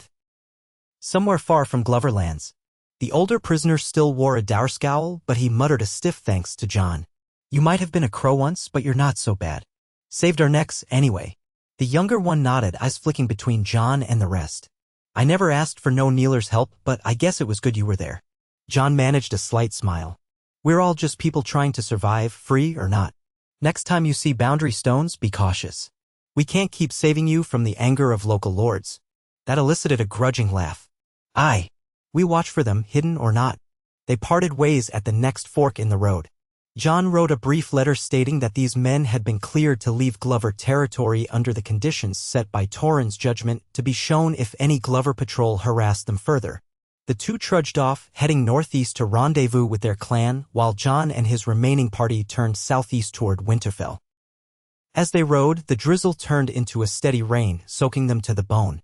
Mud clung to hooves and boots alike, making travel slow. but there was a renewed sense of camaraderie among them. Hal, Osric, Aura, Cloudhand, and Nightwalker laughed and bantered, their relief apparent.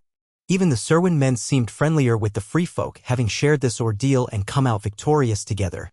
Jon felt a glimmer of hope. If these small steps could happen more often, maybe the day would come when they no longer needed to worry about small lords stirring up hatred. They spent another night on the road, huddling beneath a lean-to for shelter, exchanging stories around a smoky fire. Jon listened quietly as Aura described the harsh beauty of the far north, the glaciers and frozen rivers under the aurora-limned skies. Hal countered with tales of growing up near Serwyn lands, chasing foxes through fields of barley in summer. Though their worlds were different, Jon could see the wonder in both. Unity didn't mean uniformity, it meant finding respect for each other's way of life. By the next afternoon, they approached a small village near Winterfell's outskirts. Smoke rose from chimneys and a simple wooden palisade encircled a cluster of houses.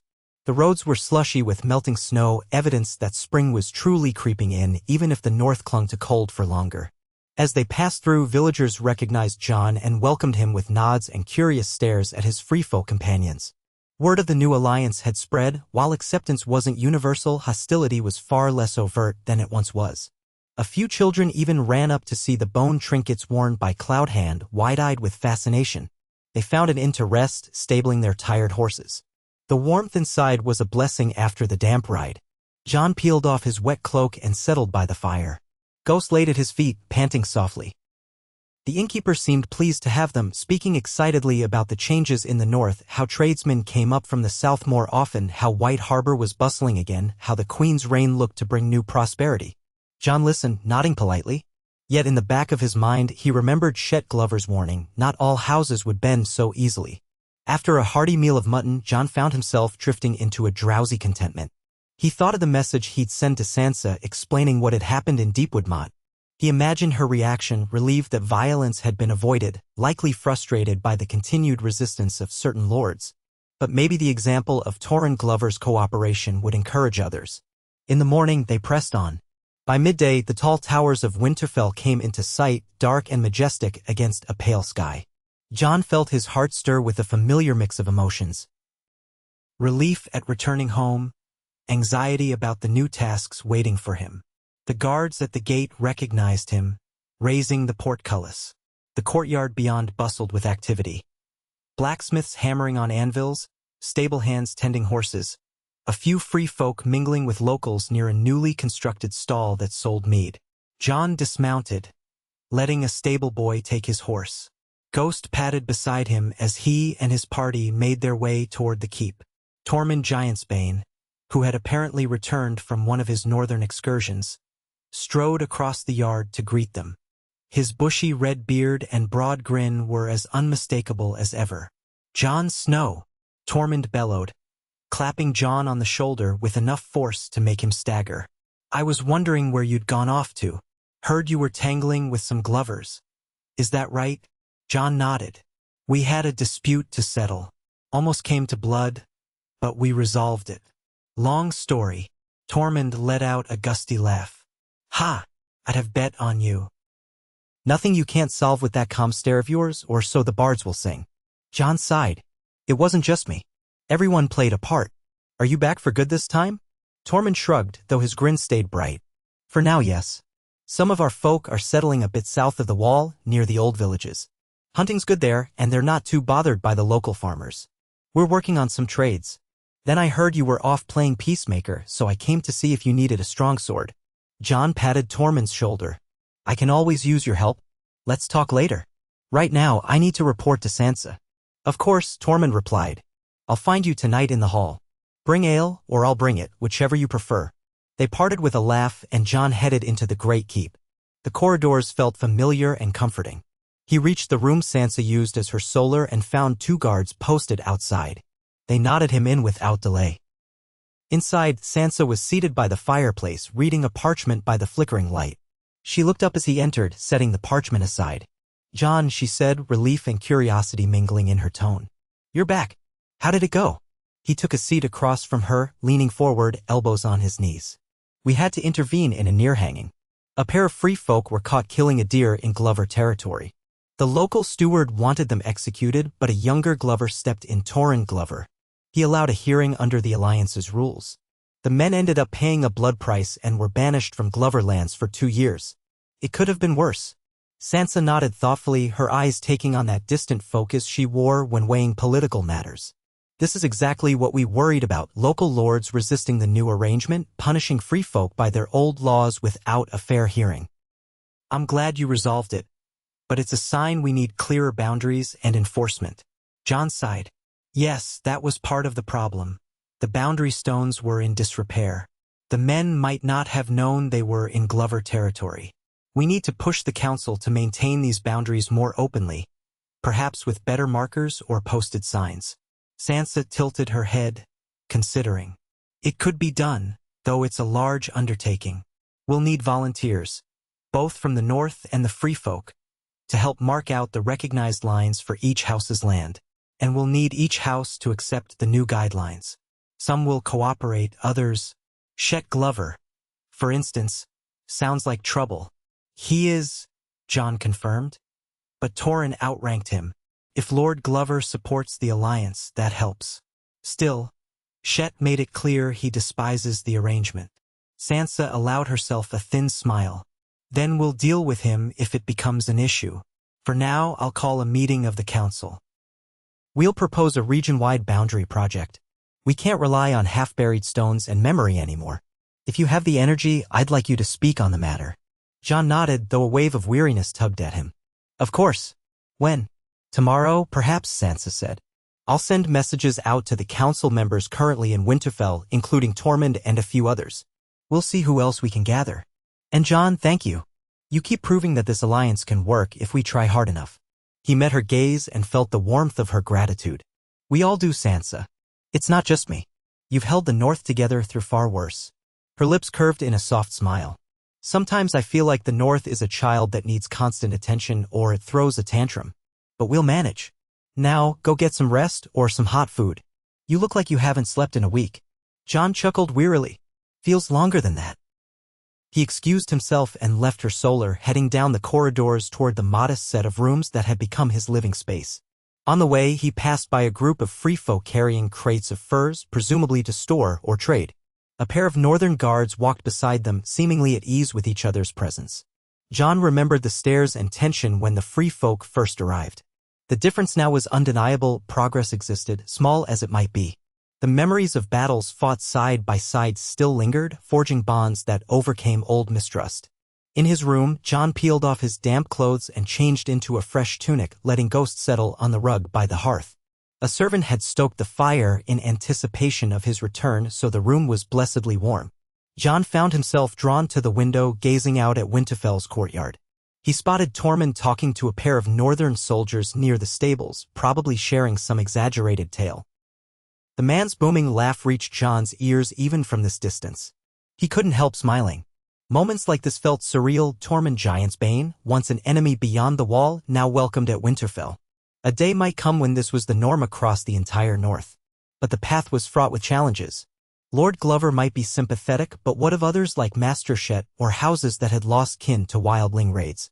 Even with official laws in place, hearts didn't change overnight. Jon rubbed a hand over his tired eyes. The next day would bring another council meeting. More arguments, more delicate negotiations. Yet he felt renewed purpose. With Sansa's leadership, Tormund's support, and the willingness of so many to try, perhaps they could truly shape a North that stood united in its differences. His father, Ned Stark, had always taught him to protect those who couldn't protect themselves, to uphold honor even when it was inconvenient. In many ways, uniting the free folk and the North was the greatest test of that principle Jon could imagine. He thought back to the dreamlike memories of Har Home, of Ygritte, of the king in the North's crown that had briefly rested on his head. Everything had led him here, to this daily struggle to maintain a fragile peace. Perhaps it was an odd destiny, but he embraced it now without regret. The restlessness he'd carried for so long felt more subdued, replaced by a quiet sense that he was doing what needed to be done. It might never be easy, but it was right. With the day's chill still clinging to the stones, he left the window and sank down onto the bed, exhaustion washing over him. Tomorrow would bring more burdens, but for now, he could rest in the knowledge that, once again, they had taken a step forward. Ghost eyed him, then settled his head on his paws with a soft huff. Jon smiled and let himself close his eyes, listening to the faint hum of life within Winterfell's walls. A fortress now shared, in small but growing ways, by two peoples once sworn to be enemies. That thought accompanied him into the depths of a merciful sleep. When morning arrived, the bite of cold greeted Jon in the corridor. Even with hot springs beneath, Winterfell's upper halls could turn drafty on unsettled spring days. He dressed quickly, buckling Longclaw at his hip out of habit, then made his way to the council chamber. Along the way, he nodded greetings to a few courtiers and minor lords who recognized him. Ghost followed at his side, silent as ever. Inside, Sansa sat at the head of the long wooden table wearing a cloak trimmed with gray fox fur. The council members present included Maester Wolkan, Tormund Giantsbane, Lady Alice Karstark, Lord Serwyn Steward, as Serwyn himself was traveling, and two new faces from the free folk representing smaller clans. They all rose or nodded politely as Jon entered, though Tormund's greeting was simply a loud, about time, that drew chuckles. Once they were settled, Sansa cleared her throat. We have some matters to discuss. First, Jon has returned from resolving a dispute in Glover territory. I've asked him to explain what happened and propose a solution to preventing such issues in the future. Jon stood, all eyes on him. Thank you, Sansa. The situation at Deepwood Motte was tense. Two free folk hunters crossed into Gloverlands, not realizing they'd done so. A scuffle broke out and they nearly faced hanging under the Glover steward's judgment. Thankfully, Torrhen Glover, Lord Glover's son, stepped in and allowed a fair hearing. The men ended up paying a blood price and being banished from Gloverland for 2 years. But the real issue is the boundary lines. They were nearly invisible, marked by half-buried stones. The free folk didn't know they were trespassing, and the Glover soldiers reacted with violence. He paused, scanning the faces at the table. If we want to prevent such incidents, we need clearer boundaries throughout the north. We also need a standardized policy on how to handle accidental trespassing. This means physically marking the lands more openly, perhaps with painted stones, fences, or posted signs wherever practical. Lords and representatives of the free folk can work together to do this. It'll take time and resources, but it may save lives and avoid feuds. Lady Karstark nodded, her auburn hair caught in a neat braid. It sounds sensible. My lands also have old boundary markers that may be difficult to find. After the wars, maintenance of such things was hardly a priority. Maester Wolkan stroked his short beard. We'd need quite an organized effort, Your Grace. Teams of surveyors, laborers to erect visible markers, documentation to match. It would be the largest mapping project undertaken in the north in generations. Tormund let out a noisy sigh. Maps, markers, lines in the dirt, fine if it keeps folks from butchering each other. But some of my people hate the idea of lines altogether. They wander.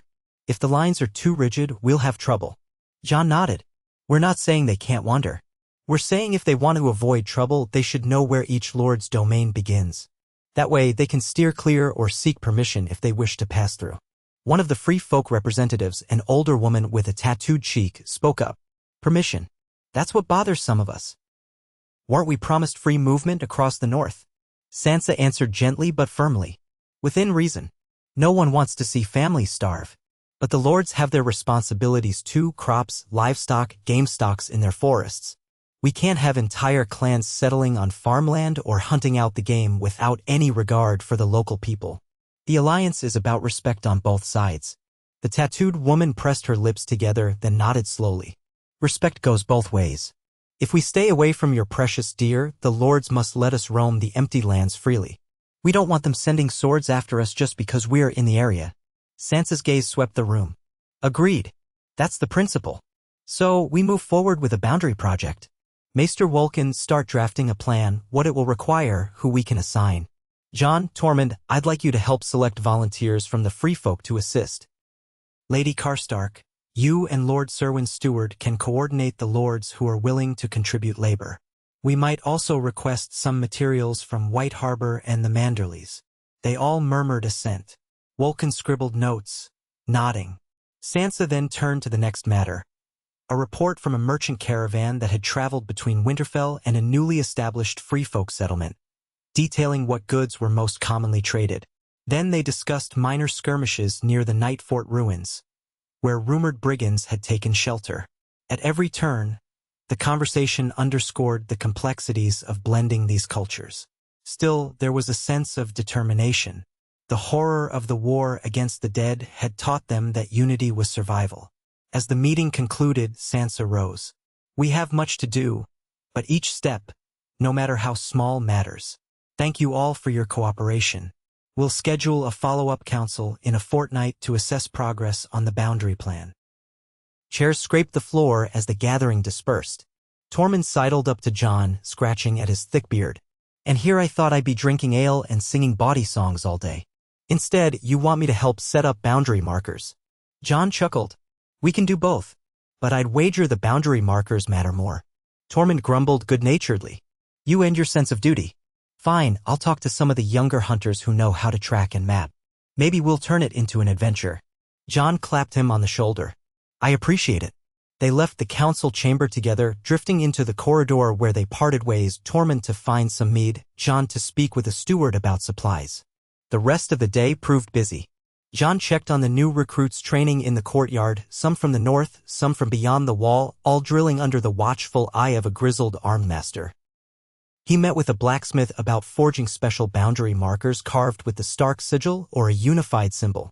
He spoke with the stable Aster about a recent shortage of good horse flesh, likely due to the extended winter. Through it all, Ghost followed him, red eyes surveying the constant bustle. That evening, Jon found Tormund in the great hall, predictably surrounded by empty tankards. The big man roared a greeting, beckoning Jon to join him. The hall was less crowded than during major feasts, but a decent throng of folk ate, drank, and socialized. Jon took a seat by Tormund, ignoring the stale smell of ale in the air. Sansa said you'd be busy today, Tormund teased. Didn't realize it was that busy. Jon shrugged. A lot to handle. Always is, Tormund said, slapping the table. But you do it well. You were always the serious type, even among us. Mance liked that about you. Jon's heart twinged at the mention of Mance Rayder, the king beyond the wall. He remembered how Mance had tried to unite the free folk for survival, how he'd refused to kneel even under threat of death. Mance was a good man, Jon said quietly. He taught me a lot about freedom. Tormund's gaze went distant for a moment. He did that for many of us. I think he'd have approved of what we're doing, at least if it means our people live without kneeling to southern lords. Jon traced a finger along the rim of his empty cup. That's the goal, after all, forging a new way for the North and the free folk. Not kneeling to each other, but respecting each other. Tormund nodded, draining the last of his ale. Aye. And respect might be the harder thing to achieve than fear. But we'll do it. Enough talk of serious matters, though. Have a drink. Jon waved away the offer. Maybe just a little. I need a clear head. Tormund beckoned for a servant to bring a fresh jug of mead. Jon accepted a small pour, sipping slowly. Tormund launched into a bawdy tale about a giantess he once courted. Jon half listened, letting the comedic exasperation of Tormund's story wash over him. The big man's laughter reverberated off the rafters, drawing smiles from nearby diners. When Tormund finally wrapped up his story, complete with colorful gestures describing how the giantess nearly smothered him, Jon excused himself with a smirk. I need to see Sansa before she retires. Sleep well, Tormund. Tormund wagged a finger. Don't work too hard, Snow. You'll turn into an old man while the rest of us are still enjoying life. Jon laughed softly. I'll do my best. He made his way out of the hall, passing through torchlit corridors until he reached Sansa's solar again. She was there, finishing a late supper of roast vegetables and broth. She beckoned him to join her at the small table. Hungry, she asked. I can have them bring more. Jon shook his head. I've eaten, thank you. Just wanted to discuss the boundary project details before tomorrow. There's a blacksmith who can forge metal stakes with the Stark sigil, but we'll need the house's sigils too. That means multiple sets or some universal symbol for the alliance. Sansa set down her spoon. A universal symbol might be simpler, but many houses will balk at not using their own. Perhaps each major house can provide a small emblem to be appended to the stake. This is going to require coordination. We'll probably need to hold a larger gathering in Winterfell or dispatch traveling officials to each hold. Jon raked a hand through his hair. Traveling officials. That reminds me, there's a question about how we officially measure out the boundaries. Some are well-known, others ambiguous. Sansa sighed. I'll consult Maester Wolkan and the old records. The North was never as thoroughly mapped as the South. We'll have to rely on local knowledge. That means dealing with lords like Shet Glover's type, trusting they'll be fair. Which is not always a given. Jon grimaced, recalling Shet's simmering anger. We'll have to be present or someone we trust to ensure fairness. This is going to be a lengthy process. She nodded. But a necessary one. We'll do it in stages, focusing first on areas where tension is highest. She paused, eyes drifting to the crackling fire. John, do you ever think we might be forcing this too fast? The alliance, I mean. Sometimes I wonder if it's too much for people to accept so soon after the war. John considered her words. Maybe. But if we wait, old grudges fester. With no impetus for change, those grudges turn into new violence. We've seen it already. We can't force people's hearts, but we can set structures in place, laws to prevent conflict while acceptance grows. She met his gaze, searching. You always were more optimistic than you let on. He gave a wry smile. I wouldn't say that. I just know what happens when we do nothing, things fall back into the old cycle. She nodded, a trace of admiration in her eyes. I'm grateful you're here, John. I couldn't do this alone. He felt a rush of warmth. Nor could I. You're the queen, Sansa, and a good one. She lowered her gaze with a slight flush. Let's hope the rest of the realm agrees in time. A companionable silence followed. Outside, the wind rattled a shutter. John rose after a moment. I'll not keep you. Good night, Sansa. Good night, John. He left, making his way back to his room through corridors lit only by occasional torches. The hush of Winterfell at night always brought him a sense of both calm and unease. Calm because it was home, unease because so much had happened within these walls, murders, betrayals, ghosts of the past. Yet here he stood, forging a new chapter. Ghost curled up at the foot of Jon's bed once more. Jon let out a long breath, thinking of all that had transpired. The hearing at Deepwood Motte, the uncertain compromise, Shet's hatred, Torrhen's cautious acceptance, Sansa's unwavering resolve. Despite everything, they were moving forward. Not quickly, not easily, but step by step. As he settled under the blankets, he found himself strangely content, feeling as though his life's purpose was clearer now than it had ever been when he wore black. He was done with the Night's Watch, done with the Iron Throne's tangles, and free to devote himself to ensuring the North and the free folk thrive together. Sleep came at last, bearing no dreams of war or death. Instead, his mind was a quiet blank, a rare gift. Dawn arrived mild and dry, and Jon's day began with the usual tasks. He oversaw some training drills in the courtyard, where a handful of newer recruits sparred under the watchful gaze of a Northman married to a free folk spearwife. It was a sight that would have stunned him years ago, yet now it felt almost normal. The recruits practiced shortsword techniques, switching between standard northern guards and the more fluid, sometimes unpredictable style of the spearwives. Jon offered pointers, recalling his own lessons at Castle Black, the tips gleaned from Qhorin Halfhand, and the improvisations he'd learned beyond the wall. By late morning, word reached him that a delegation from House Manderly had arrived, led by Ser Marlon Manderly, a cousin to the main branch of the family. They were bringing supplies for boundary marker forging, as well as discussing the possibility of shipping resources up the White Knife River for distribution. Jon joined Sansa in welcoming them to the Great Hall, where the Manderly men bowed deeply. The Manderlys had been strong supporters of the Starks in the wars, and they seemed open to the new arrangement. Over a midday meal, Sansa and Jon listened to Ser Marlon outline his ideas. A barge system to bring iron and timber from White Harbor up to Winterfell, then distributing it by wagon to outlying lords. Manderly workers could help craft the boundary stakes in partnership with local blacksmiths. All they asked in return was certain trading privileges, possibly first rights on certain furs from the free folk. Jon saw no immediate problem, it was a fair negotiation. Sansa politely agreed to hammer out details in the next council meeting. Ser Marlon left the hall looking pleased. That afternoon, Jon met Tormund near the stables where they started drawing up lists of willing free folk to join the boundary marker teams. Tormund quickly grew impatient with the formality, muttering that he'd just gather them by shouting in the courtyard. Jon insisted they needed names or at least a sense of who would commit. After some back and forth, they agreed on a compromise. Tormund would talk to groups in person, but a scribe would stand by to write down the names or descriptions. The next few days flowed by in a flurry of organizing. Couriers were dispatched to other northern houses, inviting them to send representatives to a broader assembly. Volunteers, both northern and free folk, began trickling in, needing lodging and direction. Sansa had to juggle the finances, paying for food, supplies, forging costs. Jon found himself coordinating travel logistics, handling questions about wages or bartering arrangements. Whenever tempers flared, he or Tormund stepped in to calm them. The new normal, not a single big war, but 1,000 tiny battles to keep peace. One morning, as he assisted in the courtyard, a commotion rose near the gates.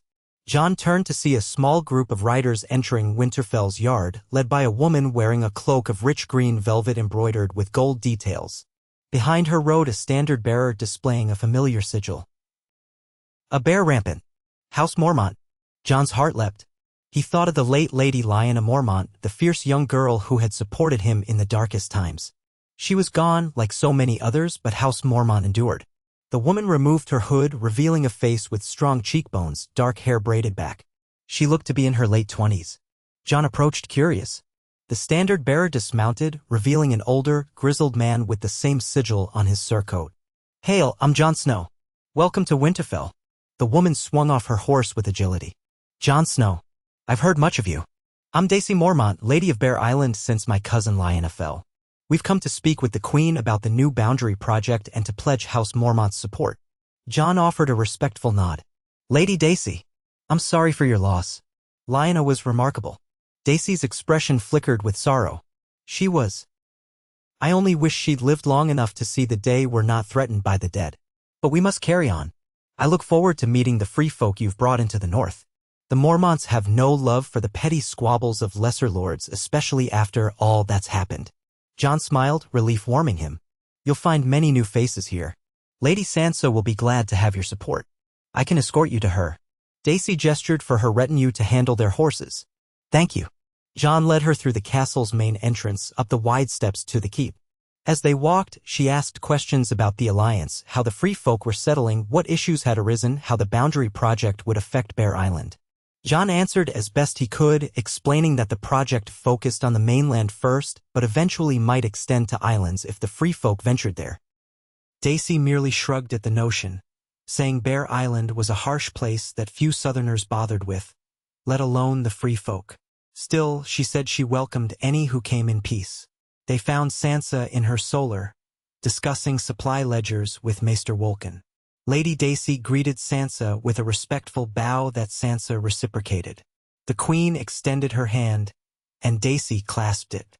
"Lady Mormont," Sansa said warmly, "your house's support has always meant much to the Starks. I'm glad you've come." Daisy's tone was firm yet courteous. "We stand with the Starks. If you wish to unite the North and the free folk, so be it. The Mormonts will do our part. Bear Island is small, but we have strong warriors and fisherfolk. We can spare some to help mark boundaries and keep order, though I suspect we won't see many free folk venturing that far across the sea." Sansa nodded. "We appreciate whatever you can contribute.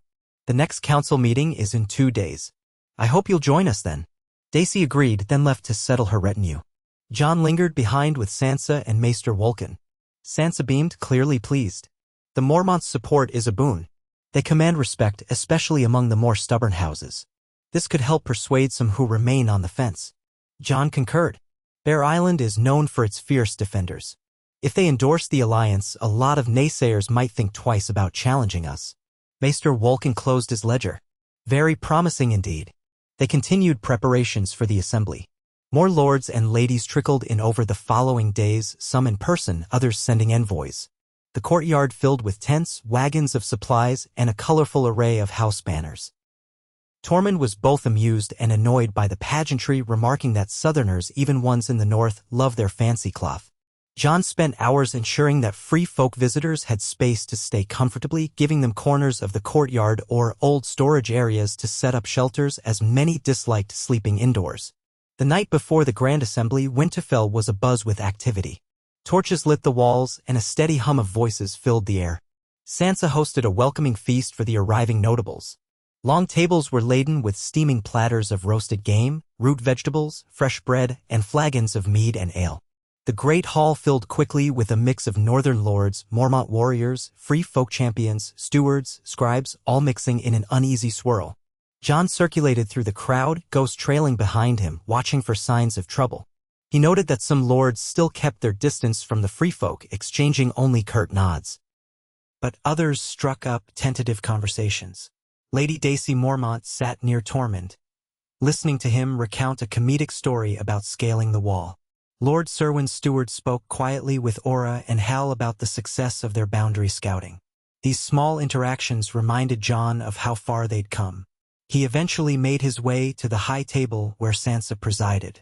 She caught his eye and beckoned him over, indicating an empty seat beside her. When he sat, she leaned in to speak over the din. Jon, meet Lord Royland Tallheart, newly ascended to the head of House Tallheart. Jon exchanged greetings with a sandy-haired man in his late 30s, who introduced himself politely. Tallheart lands had been ravaged during the wars, and the previous lord was killed by the Ironborn. Royland had inherited a ruin, but he'd apparently been rebuilding. He seemed open-minded enough, telling Jon he was curious about trade with the free folk, particularly their unique bone carvings which might fetch good coin in distant markets. Jon explained that a trade system was developing, referencing how caravans were forming in Winterfell to travel around the north exchanging goods. Royland seemed enthusiastic. If there's a chance to restore Tallheart prosperity, I'm for it. We lost too many men in the wars. If these free folk can help fill the gaps, more the better. Sansa shot Jon a meaningful glance, clearly satisfied that some lords saw the alliance not as a threat but as an opportunity. Jon listened as Royland spoke of needed repairs to a crumbling keep, possible expansions to farmland. In the corner of Jon's eye he saw Tormund draining his horn of mead, likely launching into another tall tale with Lady Daisy Mormont and a few other free folk. The noise of the hall rose in a wave of laughter, clanking cups, and general merriment. It felt like the best feast Winterfell had seen since the final war with the dead. When the night grew late, Sansa stood quieting the hall with a lift of her hand. She thanked everyone for coming, reiterated the purpose of the next day's council, and expressed her hope for continued unity. Cheers and applause rippled through the crowd, some enthusiastic, others more restrained. Tormund gave a raucous whoop, prompting a round of good-natured laughter. As the feast wound down, people drifted away in clusters, seeking their beds or heading off to quieter corners to discuss business. Jon felt the pleasant ache of long hours, his mind spinning with tomorrow's tasks. He helped Sansa manage the final departures from the hall, then walked her to the base of the stairs leading to her private chambers. She paused, looking at him with a gentle smile. It was a good night, Jon. The North hasn't felt this alive in a long time. Thank you for being a part of it. He returned the smile, feeling the warmth of her gratitude. Of course. Sleep well, Sansa. She ascended the stairs, and Jon made his way back to his own quarters, stepping carefully around a pair of dozing free folk slumped near a half-empty cask of ale. Outside, snow flurries drifted in the torchlight, a reminder that true spring was still elusive in the north. He felt Ghost press gently against his leg, a calm presence amid the swirl of responsibilities. Tomorrow's assembly would be crucial. They'd lay out the boundary plan, propose official structures for trade, discuss how to handle disputes. Many voices would be heard. Some might be contentious. But in his chest, Jon carried a steady determination. They had made it this far, kingdoms uniting, old walls falling, new bonds forming. The path ahead was still long and fraught with challenges, but at least they walked it together. And that, he thought, was worth every sacrifice he'd ever made. He entered his room, stripping off his cloak and boots, stoking the fire higher to chase away the night's chill. Ghost settled by the hearth, sniffing the warm air. Jon sank onto the bed, sighing as he allowed the fatigue of the day to catch up with him. Yes, the next day would be important, but for now he could rest, content that another small step toward unity had been taken under Winterfell's storied roof. If the old gods were watching, he hoped they approved of the shape this new north was taking, a north of free men and kneelers alike, forging a shared destiny never again to be torn apart by the divisions that had once nearly doomed them all. He closed his eyes, letting the soft crackle of the fire lull him.